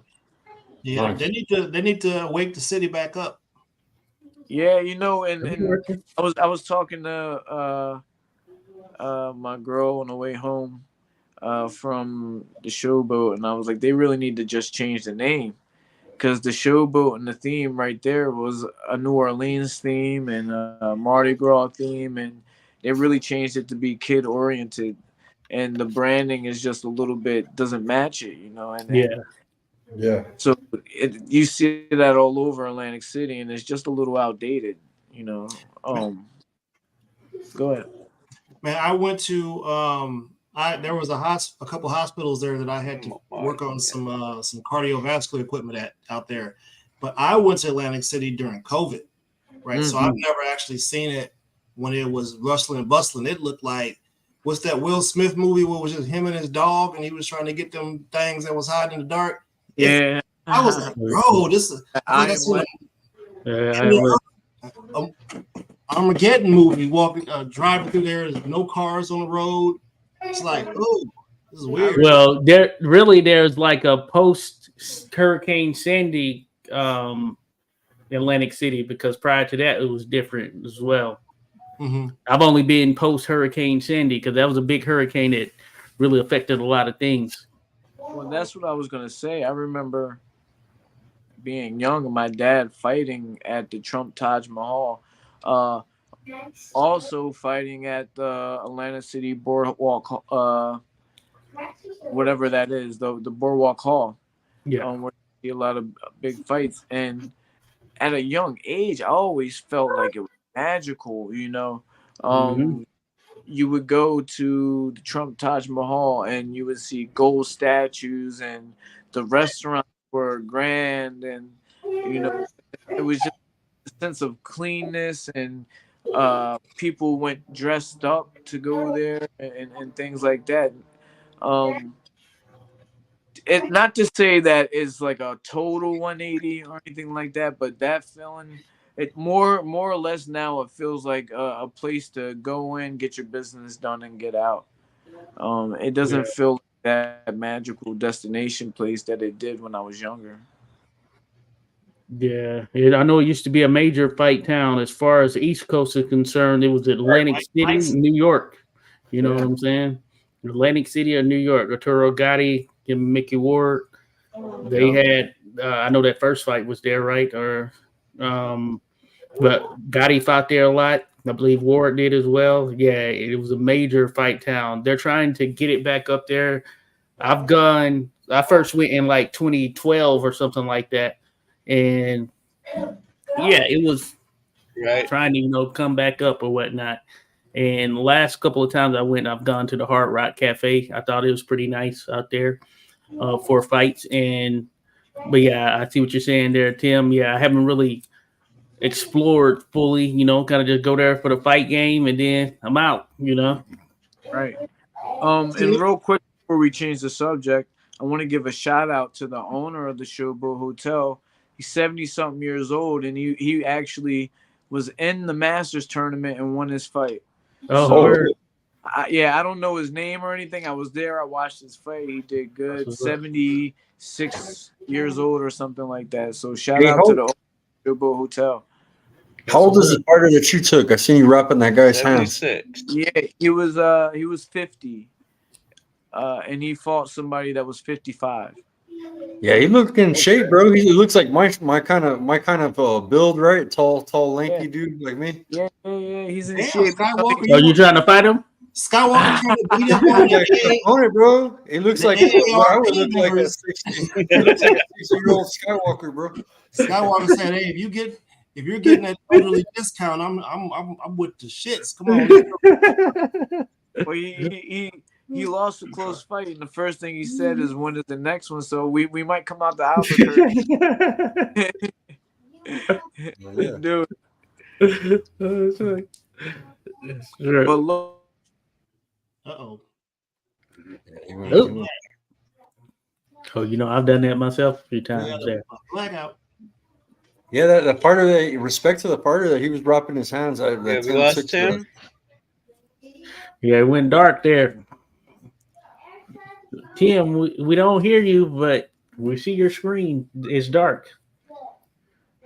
He'll be back. Man down. There's Dion. Dion, come up, bro. Luke Club of D.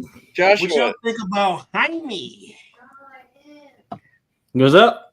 Jaime Munguia. So tomorrow is September 23. Hey, that was a pretty good two fight. Anniversaries tomorrow. My bad, yo. Someone called. Oh, yeah? But what I wanted to say was real quick before I get off. Me and Skywalker are going to try to get my opponent to come on the Tim and Tim show so we can do a face-off. Let's do it. And when we do that, I don't want y'all to be on my team. Y'all got to be neutral. If you know somebody that's neutral, I'm the guy. Y'all got to be journalists, all right? Hey, I know. Hey, unbiased. All right. So I'm gonna go to work on y'all. I'm mess around. Yeah. All right. You're like, Tim, put the weed down. Damn, hey, I told you I'm coming to the fight, but I'm coming in the other guy's corner. I'm rooting for him. That's it. Hey, I pissed off Hasim last time, bro, and he started talking shit when Tim was trying to call him out. Man, Tim said your daddy. Tim said your daddy look like you got a pack of hot dogs on the back of your neck. You gonna let him talk about your daddy like that? Whatever. The dude's from Florida, so I'm pretty sure we're gonna have a little bit of a. Yeah, you know they're a little bit crazy down there. So, but look, I'm gonna let you guys go. I'll see you guys next week. It was good chatting with you.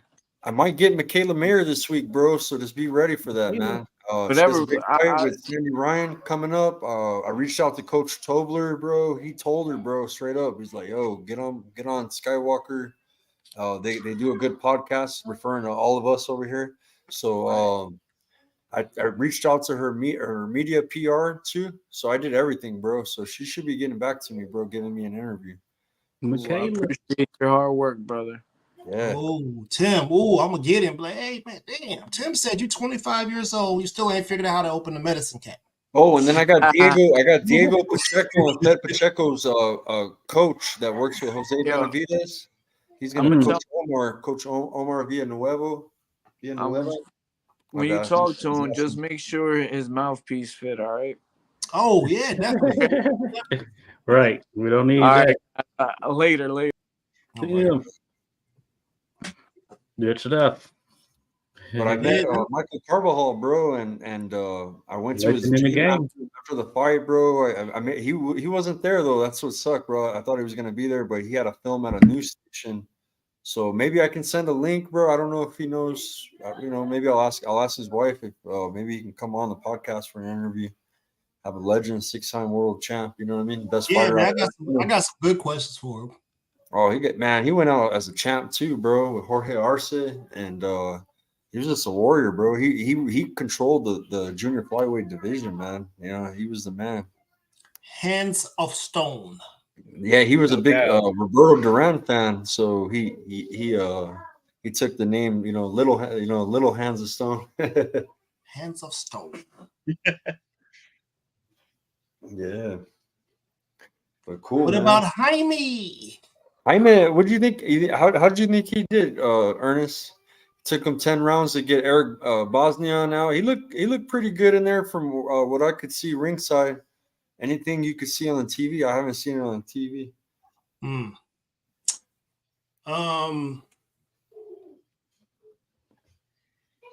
Listen, man, I like it. I like Jaime. I definitely think he's improved since he had his clash with the man. Right. I definitely feel like he's learned some stuff. But I don't know, man. They might need to run that back. I'm gonna leave it. I think they might need to run it back. Gia Canelo too? No, I'm talking about McGee and the guy he just got done fighting. Why run it back? Why not? Oh yeah, I'm out of there. That was a good one.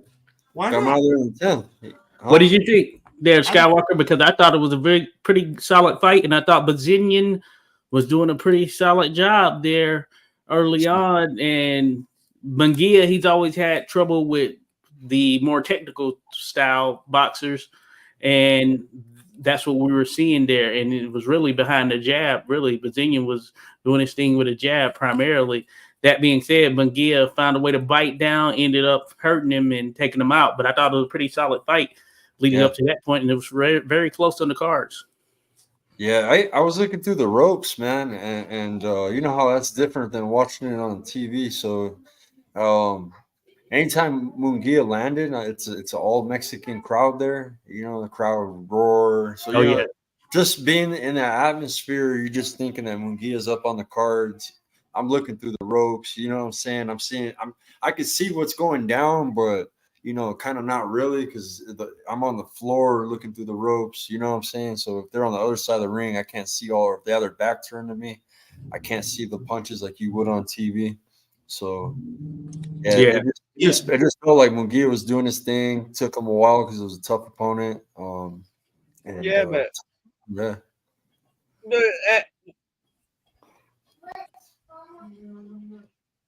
But when you're there, you do get the feel of the fight, though, versus TV. So, but the feel could be altered because the crowd could be very, very biased too. You know, like it's not all true. It's all it was all raza that night, man. Like, you know what's crazy? I was with Michael Carbajal, right? Not that many people hit him up, bro. Even his wife even brought that up, like. Because Fernando Vargas, you know, they're part of the Vargas dynasty. They're hot right now. You know, all the kids even know. I remember Vargas. All one lining up to take pictures with them. You know, autographs, and even you could tell that the Vargas boys were getting bugged, bro. Because every time man, we were walking up behind them, tapping them on their shoulder, they were just trying to watch the fight. You know what I mean? But they were constantly getting harassed. And here we got Michael Carbajal sitting there, bro, and I'm getting it, you know, like, damn, man. Even I got cool. I was talking to him the whole night, man, just chilling with him, man, and he's a legend, bro. You know what I mean? Recognition thing, bro. You're dealing with people who are 20, 30 years younger than you. Yeah, in some cases 20 years younger than you, and they didn't have an opportunity to experience it live. Like you would find yourself in an argument with one of these guys over LeBron versus Michael Jordan, right? And then you would have people arguing about Jordan and Wilt Chamberlain, and then Wilt Chamberlain and somebody. You get what I'm saying? So it's just it's a generational gap, and somebody, they just don't know. They never got to see. Every boxing event, I take a glove to get signed, right? And have a marker or whatever. And get a fight night glove. Is any different though? I mean, during Ali's day, we had the Joe Louis comparison, and when Louis was dominating, we had the Dempsey comparison. So I don't think sports is always going to have that generation competition. Yeah, but Carbajal, he was from a smaller weight, you know, and really, with those smaller weight guys, some of them don't really get to shine they probably should have even at this juncture, you know, and I think that's one of the plagues as well, because he was a smaller guy, and oftentimes they're not fighting on network television, or at least on the primetime channels to the same degree as some of the bigger guys. Right. That same thing with my uncle, man, Bobby Chacon, man. He he got inducted in the Hall of Fame right before he passed away. You know what I'm saying? And that's a good thing. And I'm glad that same thing with Michael Carbajal, he was inducted. They're starting to recognize the smaller weight classes more. Now it's a great thing. I think everybody likes Bam. They like the excitement, man. Oh, Bam. All guys come out and they give us a high punch volume and you know what I mean? They're warriors, bro, in there. So it's pretty cool. We're right in the middle of like another generational change. You got to think about it, bro. Like when we started watching AJ, he was just getting out of the Olympics and making a name for himself, right? And now we're at a point where we're like, man, he shouldn't be fighting anymore. So there's some time has passed. It's it's kind of flown by in a way, So it's time. We're time for a change. Everybody that we're seeing now, they're in their 19s and their 20s. The better fighters, and then the older guys, they're damn near 40, and probably shouldn't be taking any more punishment. But they didn't manage their finances properly, and now they're out here taking risk, unnecessary. Yeah, and it's one of those things. I think it happens with all the generations because at the end of the day, sometimes, or generally, what happens is once that spotlight is gone, and it's not shining on them as it was in their prime, some people tend to just kind of move on to the next thing. For instance, I know that I've read that at Jack Dempsey's funeral, there were only a few people there, handful of people, and if you think about him in the 1920s, I think this was like the 70s or something of that nature. But you think about he 70s or outlived 80s. his error, though. Like if Right. we took Rocky Marciano, who died in the plane crash, his funeral was massive. Yeah, But right. Jack Dempsey, he outlived his errors. So Yeah. very few people. I'm not going to say I haven't heard of him, but Yeah, no, you're right. But my thing is, at one that's point, he was one of the more popular guys on Earth. He's in the argument for the most popular human on Earth at one point, and it just kind of shows how that is at times. You know what I'm saying? Same can be said of Ali, Tyson, in that era or in that like realm Jack of being Dempsey, one of the more popular humans on Earth, just in general, bar none. Right. Had Dempsey died in a Model T accident in 1932, his funeral would have been massive. He would have. Oh yeah, at the height of his fame. But it dwindles the longer. It was 50 years. He lived past 50 years since his last fight, so that's going to affect when you say massive, your shine. When you say massive, just so I can get the right context, it's what it is. When you say massive, just so I can get the right context, when I think about something massive, I'm thinking like popularity, Michael Jackson type. Yeah, Jack Dempsey was on that level, that Michael Jackson type level. Was on for the sure. Michael level? He was on that level without a doubt. Ooh. Where he was, and this was at a time when video wasn't as pop. Well, it was. Yeah. It was Jack Dempsey was Michael Jackson. Stages. He was bringing in crowds that was never seen before. Yeah. So you were talking about Michael Jackson. They had to shut the whole. Michael Jackson had a concert in cities. Like they were like the whole city of Seoul was the concert. You get what I'm saying? Yeah. So you said Jack is okay. They had to build stadiums to host the crowd. Yeah, he was on that level. Could have held. Yeah, and I was gonna say Dempsey versus Tunney 2. Like they had to build the Cavatier fight because. Go ahead, Joshua. Yeah, 2 in Soldier Field, but they had to build stadiums because they couldn't support the crowd. So they had to build the Compantier Stadium for the $6 million gate because they couldn't support the crowd. I got a video of that. I'll share it with By you. the time he fought Tunney, by the time he got to Tunney, Soldiers Field could host such a fight.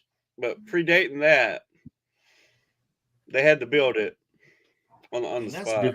I got a picture. I put a picture on my social media recently, Josh, and I tagged you in it. And it was a picture of man. The crowd was insane, bro.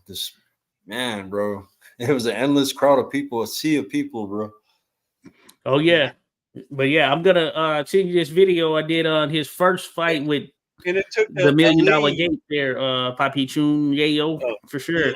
It took Ali to bring in another crowd like Dempsey did. So that was a 60-year gap between the two. Yeah, he was massive, and he was the first Dempsey Carpentier fight, which was shown in the video that I sent. Is RCA was the company that ended up taking on doing radio broadcasts for that fight. And we know RCA even now and what they became, but that was their first real introduction. And they had it blasted to over 250,000 people via radio, which was like a massive deal for the time. and then radio grew from there. So this video will explain it somewhat. But yeah, he was on that level there of a Michael Jackson, that type of thing, the Babe Ruths of the world. We look at it from a sports perspective, he was at the time of Babe Ruth, Red Grange in football, who was very popular. But you look at it, Jack Dempsey, Babe Ruth, they were pretty much on the same he level. actually drew more crowds than the Babe. Man.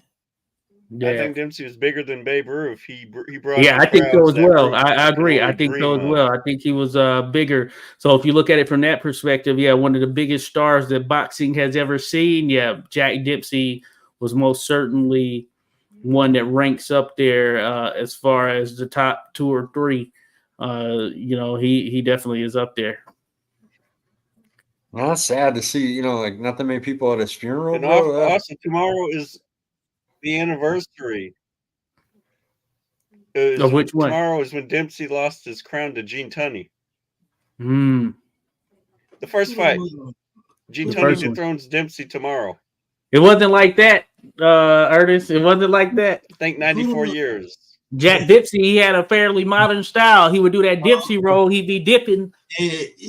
Okay. Put him on. Well, you're doing bare knuckle fighting, and that's a bit different than glove fighting. You're not going to go for the head because you can actually break your hand. Okay. So you go for more bodies. And realistically, one of John L. Sullivan's tactics. John L. Sullivan, one of his tactics was fitting the headshot from the guy. That way he can get the guy's hand broken. You know, trying to get that head attack in. So. Hey, and realistically, when you see this pose in boxing, this right here in those old photos, that was just more so the pose for the cameras, that became synonymous with boxers from that period because they just took on what their predecessors view this pose in boxing in the same light as when you see prison photos where the guy's down like this. You know what I'm saying? Okay. It's the same type thing. You know what I'm saying? Yeah. Realistically, now it's like everybody has that pose when you go to the fights and you're with them. You do this. You put your hand up next to them. You know? Oh yeah, it's same type thing. That's how that came about from the early photography of boxers, and then others just followed on with the tradition of posing in that manner. You know what I'm saying?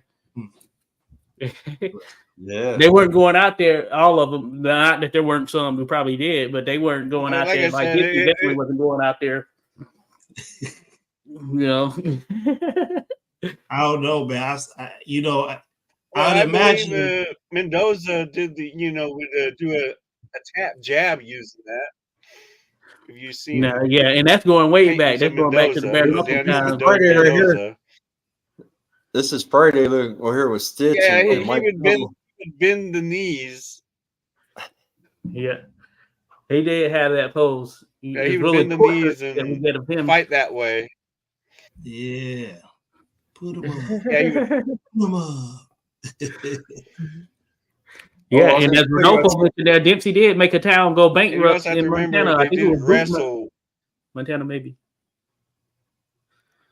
Hey, Richard, Shelby, Montana. Skywalker, that's blurry. Shelby, you're right. Shelby, not Butte. They look like El Chapo.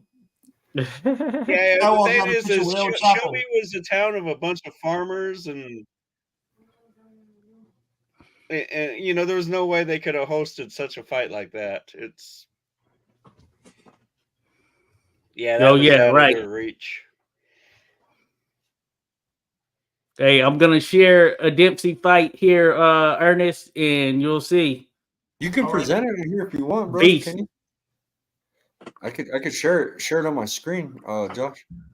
Oh, I just shared it in my thing. But one fight that got me into history was Dempsey versus Willard. This went down in 1919. I think it was it July? No neutral corner rule. No neutral corner rule. July there. 4th. July 4th. Was this Toledo? Toledo, Ohio, 1919. Yep. 1919, Toledo, Ohio. 2,000 spectators. You can knock a dude down and run over your corner and get some. Hey, I texted the first fight that. And you'll see, it's none of this. You'll see Dempsey, he had a very modern style. Say that again, Yeah, Joshua. he's a Sorry. lot like Mike Tyson. Yeah. He had a modern Mike style. Tyson. Mike Tyson modeled himself after him. You see the fade? Mike Tyson had that, the all black trunks. Dipsy doesn't have on black trunks, but Dipsy, he just kind of wore unmarked trunks. He just come in with that high fade, unmarked trunks, ready to just throw damage. Didn't have a robe. Well, generally, he didn't have a robe or anything on. He had a robe on in the Carpentier fight, but in this fight with Willard, for instance, he just walked up to that joint, nothing on, just got in the ring, laid Dipsy in work. didn't need to do it after that left hook. Who was the first fighter to come out with a robo? I don't know. That's a good question. I don't know. It seemed like it's been a trend for a very long time. Like, where does that originate from? You know, I'm not sure. And I wouldn't think doubt John O'Sullivan had one. Sullivan. Yeah, he You might know, have his had prime some. I know pictures. they came in with stuff on. I'm trying to think, did he have a role specifically? Because I've done some things on Sullivan. I know. Yeah, they usually come in. They have stuff on, and then Dipsy they did get have a stripped rope down with to their fighting Purple. gear. Yeah. Purple, yeah, Dempsey had a robe. Both of them did. Oh yeah. Yeah, he had one in Carpentier fight when he first got in there. Louis Purple got into the Hall of Fame this year. Yeah, he did. Luis Angel Firpo, one of the best fights we've seen right there. 7 knockdowns in the first round or something like that. 11 in the total fight. Ooh. And it only went 2 rounds, I believe. 11 knockdowns, 2 rounds. Crazy. He knocked Dempsey out of the ring. The boy is getting brain damage. Basically. Basically, for sure. But it's crazy. But I sent the Dempsey versus Willard, and I always say this is one of the fights that got me into the history of with the his sport. brains intact. It was very rare. Right. Him, Gene Tunney, those type guys.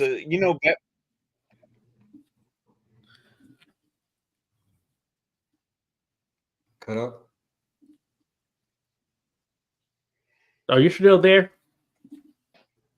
It cut him off in between a word, so I think it cut him off. Yes. Oh, there you go. Okay. Yeah, we didn't hear you finish that. I stopped when you talked. Oh yeah, nothing. There's a slight delay there. You can go ahead there, Joshua.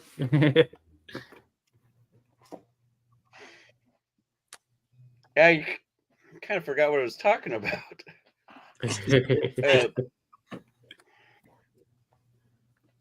I know it was about Jack Dempsey. Yeah. We're talking Dempsey Willard. Oh, I thought you were pulling it up, Skywalker.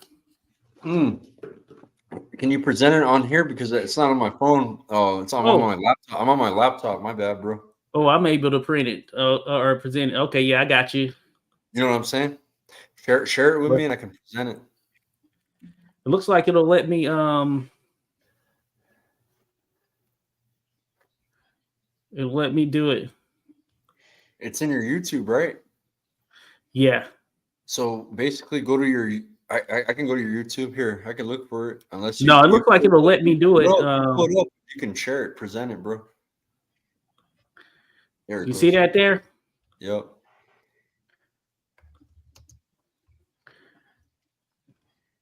The underdog contender. Oh yeah, look at it. He got that Tyson Fury style. You'll get to see what we call the Dipsy roll. Ohio. I'll show you when the Dipsy roll comes about. And as we watch Dempsey and Willard, This is 1919 again, there, Ernest. Open air. No top cover. 70 years ago. No boiling sun. See a transition here. Hey, Joshua. The old stand-up straight. After this, sir. he showed some Jim Corbett in his outfit. In those days. Dempsey is a transition period. He is an animal. He's a panther. He's well tanned. He's strong, and he's crouching. Dempsey's, of course, in the white trunks. Jess Willard, 6'6", 240 pounds. Here comes that combination. Poof. He was at that tallest man to hold the title. You're not seeing any of this. This is one of the fights that got me into the history of the sport right here. It's just barely up. How was he so tan without tanning beds back then? You could just hang around and watch. Hey, he was a hobo at one point, just riding on rails, looking to fight any town or whatever. He was poor. He had to do what he had to do to make a living. And I wouldn't doubt if he had some type of native blood in him. He's from Colorado. Hey, they don't call them boxing trunks. They call them britches. Jack Dempsey was a mixed race of. Going over yonder and get my britches. What was his race, Joe? He was white, but I'm saying I wouldn't doubt if he had some type of native blood in him. He is from Colorado. He had parts of Indian. He was Cherokee. In the first round, and he started bro, he was beating the brakes off him, bro. That's what I'm saying. Joshua was saying. On Willard. Willard continues to get up, and Dempsey is getting arm weary. Mind you, Willard, like I said, is 6'6", 40. Dempsey's about 6'1".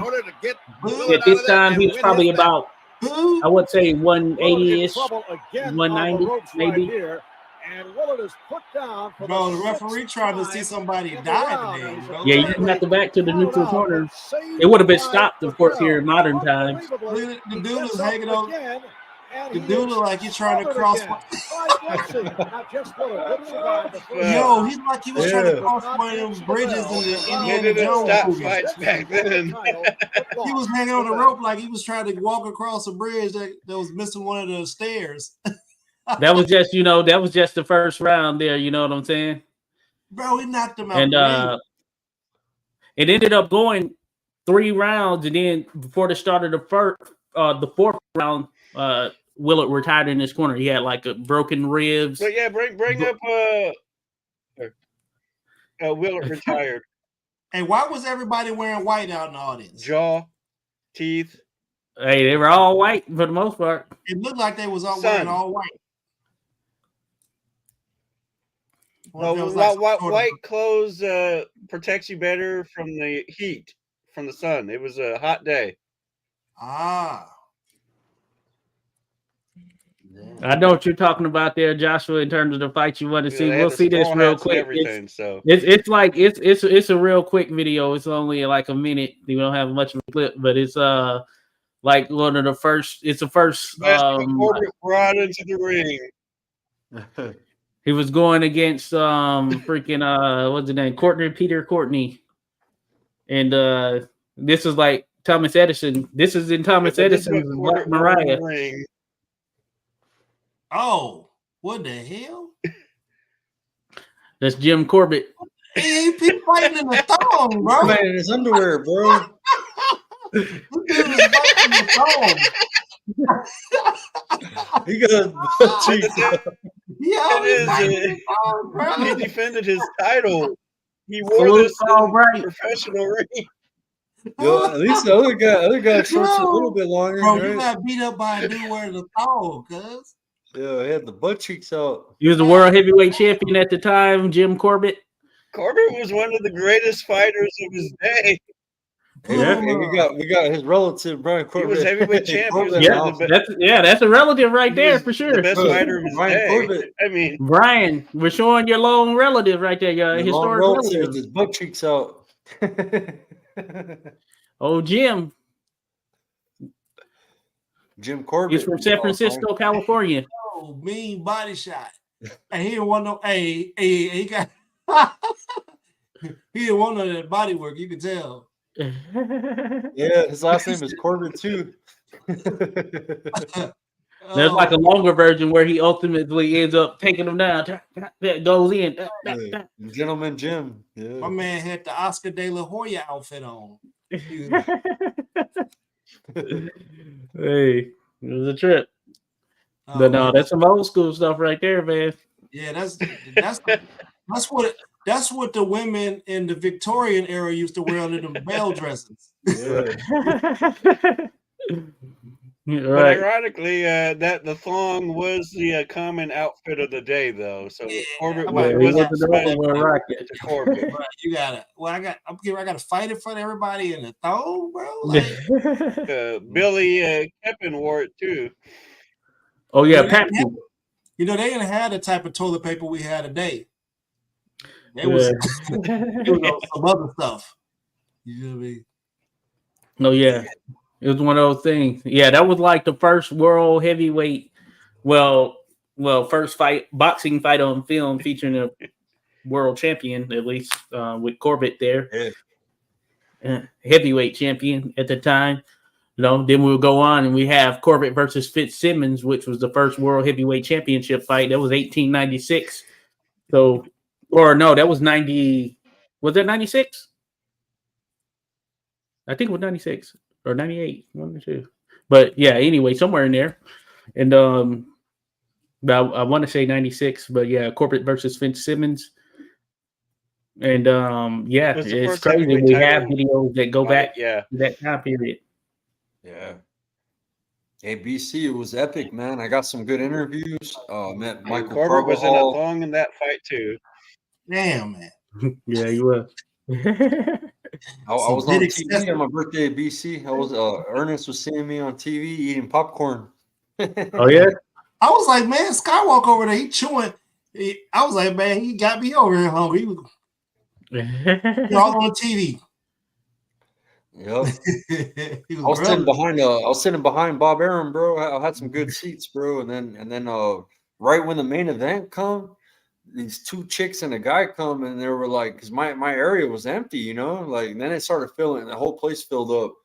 They were like, they sat me in the wrong section. I was D row 4, but they put me in B row 4. So that other D row 4 started from the back. So I was like, man, I had great expensive seats all the way up to the main event until I got kicked out to my other section. You know what I mean? But I was still on the floor, BC. Yeah, I was watching. I was like, wait a minute. Listen, I was like, man, my bugging babe. I said, I promise Skywalker had a white hat on. He was sitting right there. And then you turn around and look, and it was a whole other person with a white hat on. Yeah. They had on? Yeah, I know I have a hat with the channel on it, man. Mo Boxing, and I have my Skywalker on the other side, and then it has a New Mexico symbol. Let everybody know I'm from New Mexico repping, you know what I mean? And that's like my little media hat. I need to retire it. It's a white hat, so I just made it for these couple because I was at the August 10th top rank card, and now this is so I've been at two ESPN cards in a month, man. So that's pretty good. Oh yeah, that's what's up. Man, I met everybody though. BC, I was trying to get to Rafael Espinoza. I'm a big fan of his, man. He got another fight with Easy coming up. And I couldn't get out of my section, bro. It was so packed, and nobody recognized him, bro. That's the crazy shit. They were all taking pictures with Fernando Vargas Jr. and Richard Torres. That they had champ walking around, and nobody was even hitting them up. I was gonna go. I had a good opportunity, and I couldn't get out of my section. And then right when I met Diego Pacheco's coach, he's gonna come on the show, guys. I got him coming on. Diego Pacheco and Fed Pacheco. He works with Benavidez, but he's their main coach. But he's gonna come on. They did some work with Robert Garcia for his last fight, right? So, but his name's Coach Omar. He's coming on. He was sitting by me, then I got kicked out, bro. I get kicked out, right? Man, they're gonna be like, man, we can't let Skywalker back in, man. That man, he's a renegade. He just I snuck in a microphone, bro. I was doing interviews. Mark Chinook. I hit up Mark Chinook right before the fight. He was all studying on his laptop. I was like, yo, Mark. I said, come here. You're on the World Wide Web, man. You don't want to don't do self-incrimination. But epic weekend. The hotel was next to the event. It went perfect, man. It was nice. I went to Carvajal's gym and checked it out, checked out his neighborhood. Then I rolled out. Oh, that's what's up.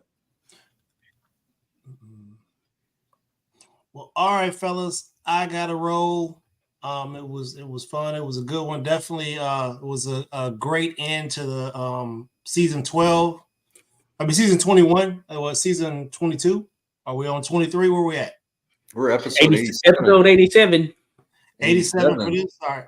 Yeah, well, I'm talking about our boxing fantasy predictions league. Oh yeah, I got to see what happened. I know I didn't. Yeah, we're done. So, hey, you guys need to sign up, man. If you want to play some, keep up to date with current boxing, this helps you. It gives you the schedule. You can make predictions based off of. You can go hardcore and research these fighters, man. Sometimes just looking at their record doesn't help. You know what I mean? And you can try this league out. It's free to play. There's prizes. People won some money. They win a belt. It's free to play. It's on Facebook. It's Champ Ross. It's a fantasy boxing predictions league. And check them out, man. We got a new season starting up. Yeah, it goes 12 weeks, so you guys can sign up and start fresh. Yeah, y'all can, feel free to come lose to me. Yeah, even if you're not, good with current boxing, you know what I'm saying? You just want to keep up with the sport. That really keeps you on your toes. You know what I mean? You already know who's gonna be fighting because you had to put some picks in. Oh yeah. Come on, try to beat me if you think you can. Right, you're competitive, bro. I like it. I like it for knowing, keeping me up to date, man. It's like my newspaper.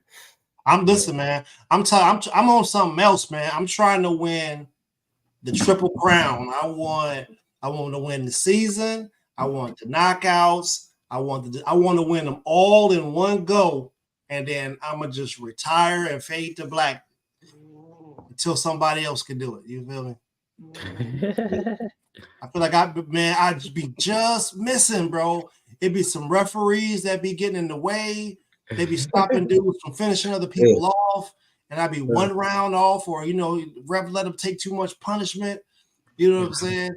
But this next season, I'm winning this joint, bro. Hey, Josh be having good weeks too, bro. Josh be picking them all correct sometimes. I'm top 5, every now and then. top 3, everything, every time. I'm going. The first week I got them all right, but since then, yeah, it's been.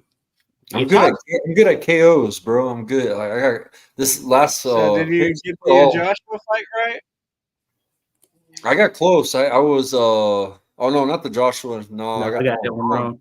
Yeah, I got that one wrong this week. I got Munguia. I was close to Munguia. I picked the 9th round and it was 10th, so I was off. Let's just say I got the first round knockdown right. Okay, you got that. Okay. Yeah. Things turned green after that. I knew he was hitting the canvas. You understand me? I knew that boy was going down, man. I just knew he was gonna hit the canvas. He chinny. I really would have been really, really happy if both of them had hit the canvas. You get what I'm saying? Yeah, salute to Just Frank coming in. Salute Just Frank in the mix here. Hell yeah. But yeah, man, it's let me sign off, man. Salute everybody, y'all. Enjoy your week. If you got hurricanes coming, look after your people. Make sure they can get out of there and take care. Watch out for the crazy people out here. Don't let these politicians make y'all trick it off. You know what I'm saying? Yeah, love one another, man. Don't let politics or any of that shit interfere with how you treat people and like I said, love one another, man. That's the thing that's missing in America is people being friendly and shit, man. Everybody's fucking on different sides, just love one another. And if you're in Canada, do the same thing, you know what I mean? Yeah. Put your MF fires out. Hey Drake, listen, bro. We're gonna start taxing y'all Canadians, man. Y'all don't want to let us come across the border. If you don't keep your smoke up there where you come from, we're gonna start taxing y'all for bad air. I need new air filters. Yeah, salute to Paul Bright. We're ending the show. Honestly, I think all the countries should pay a tax to America for their moonlight.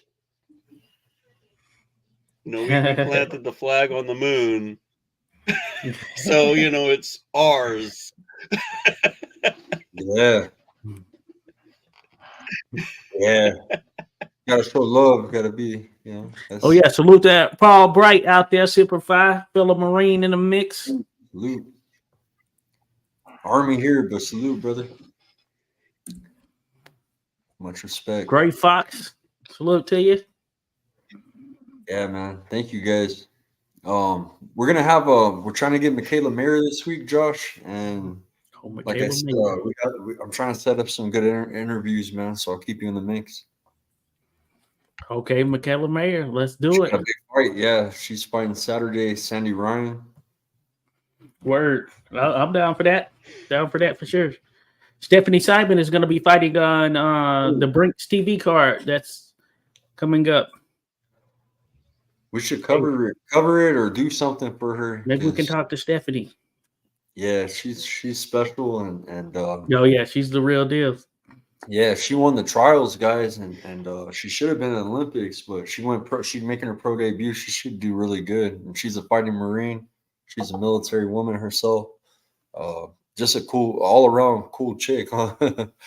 Oh no, yeah, she's pretty much Good like musician, a everything. star in the man. making.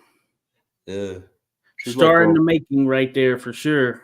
And yeah, she's like legit the real deal. And yeah, she's the kind of person that if she does anything, she's the best at it. You know what I mean? And you could tell, you know, when you meet people like that, man, she's real special, man. She can fight Yeah. too. Making her debut, so that's a good one. Yeah, Stacia and her, bro. You got some good Oh, yeah. females in the mix, man. And then Tiara, bro. I heard Tiara was calling out Amanda Serrano. Did you see that? Oh, I didn't hear that. Her and Amanda are friends. That Yeah, being well, said, she's going to be fighting on October 12th. Yeah, she's fighting, but she called somebody out today. Watch, let me go to her page. Oh, today? Yeah. Oh, okay. Yeah, I didn't see that. Let me see here. Yeah, look, it calls out Amanda Serrano, Sky Nicholson, and Raven Chapman after Vargas. See, and then they have Okay, a- hey, why not? Let's get it. Let's get it. I'm backing her. Yeah. Hey, I mean, business is business, right? Yeah, hey, You yeah, gotta have respect right. for- you gotta have respect for Amanda, man. Amanda's a goat, you know. Oh yeah, no, she's legit. She's legit. And that will be it'll be a good one right there for sure. And hey, sign me up for it. Right. But yeah, man, I'm gonna get off here. I'm gonna eat a late dinner. It's 9:30 here, but much love to Likewise everybody. there. You guys have a blessed night. Peace. All right, y'all. Have a good one. So have a good day. All right, Joshua. Thank you, brother.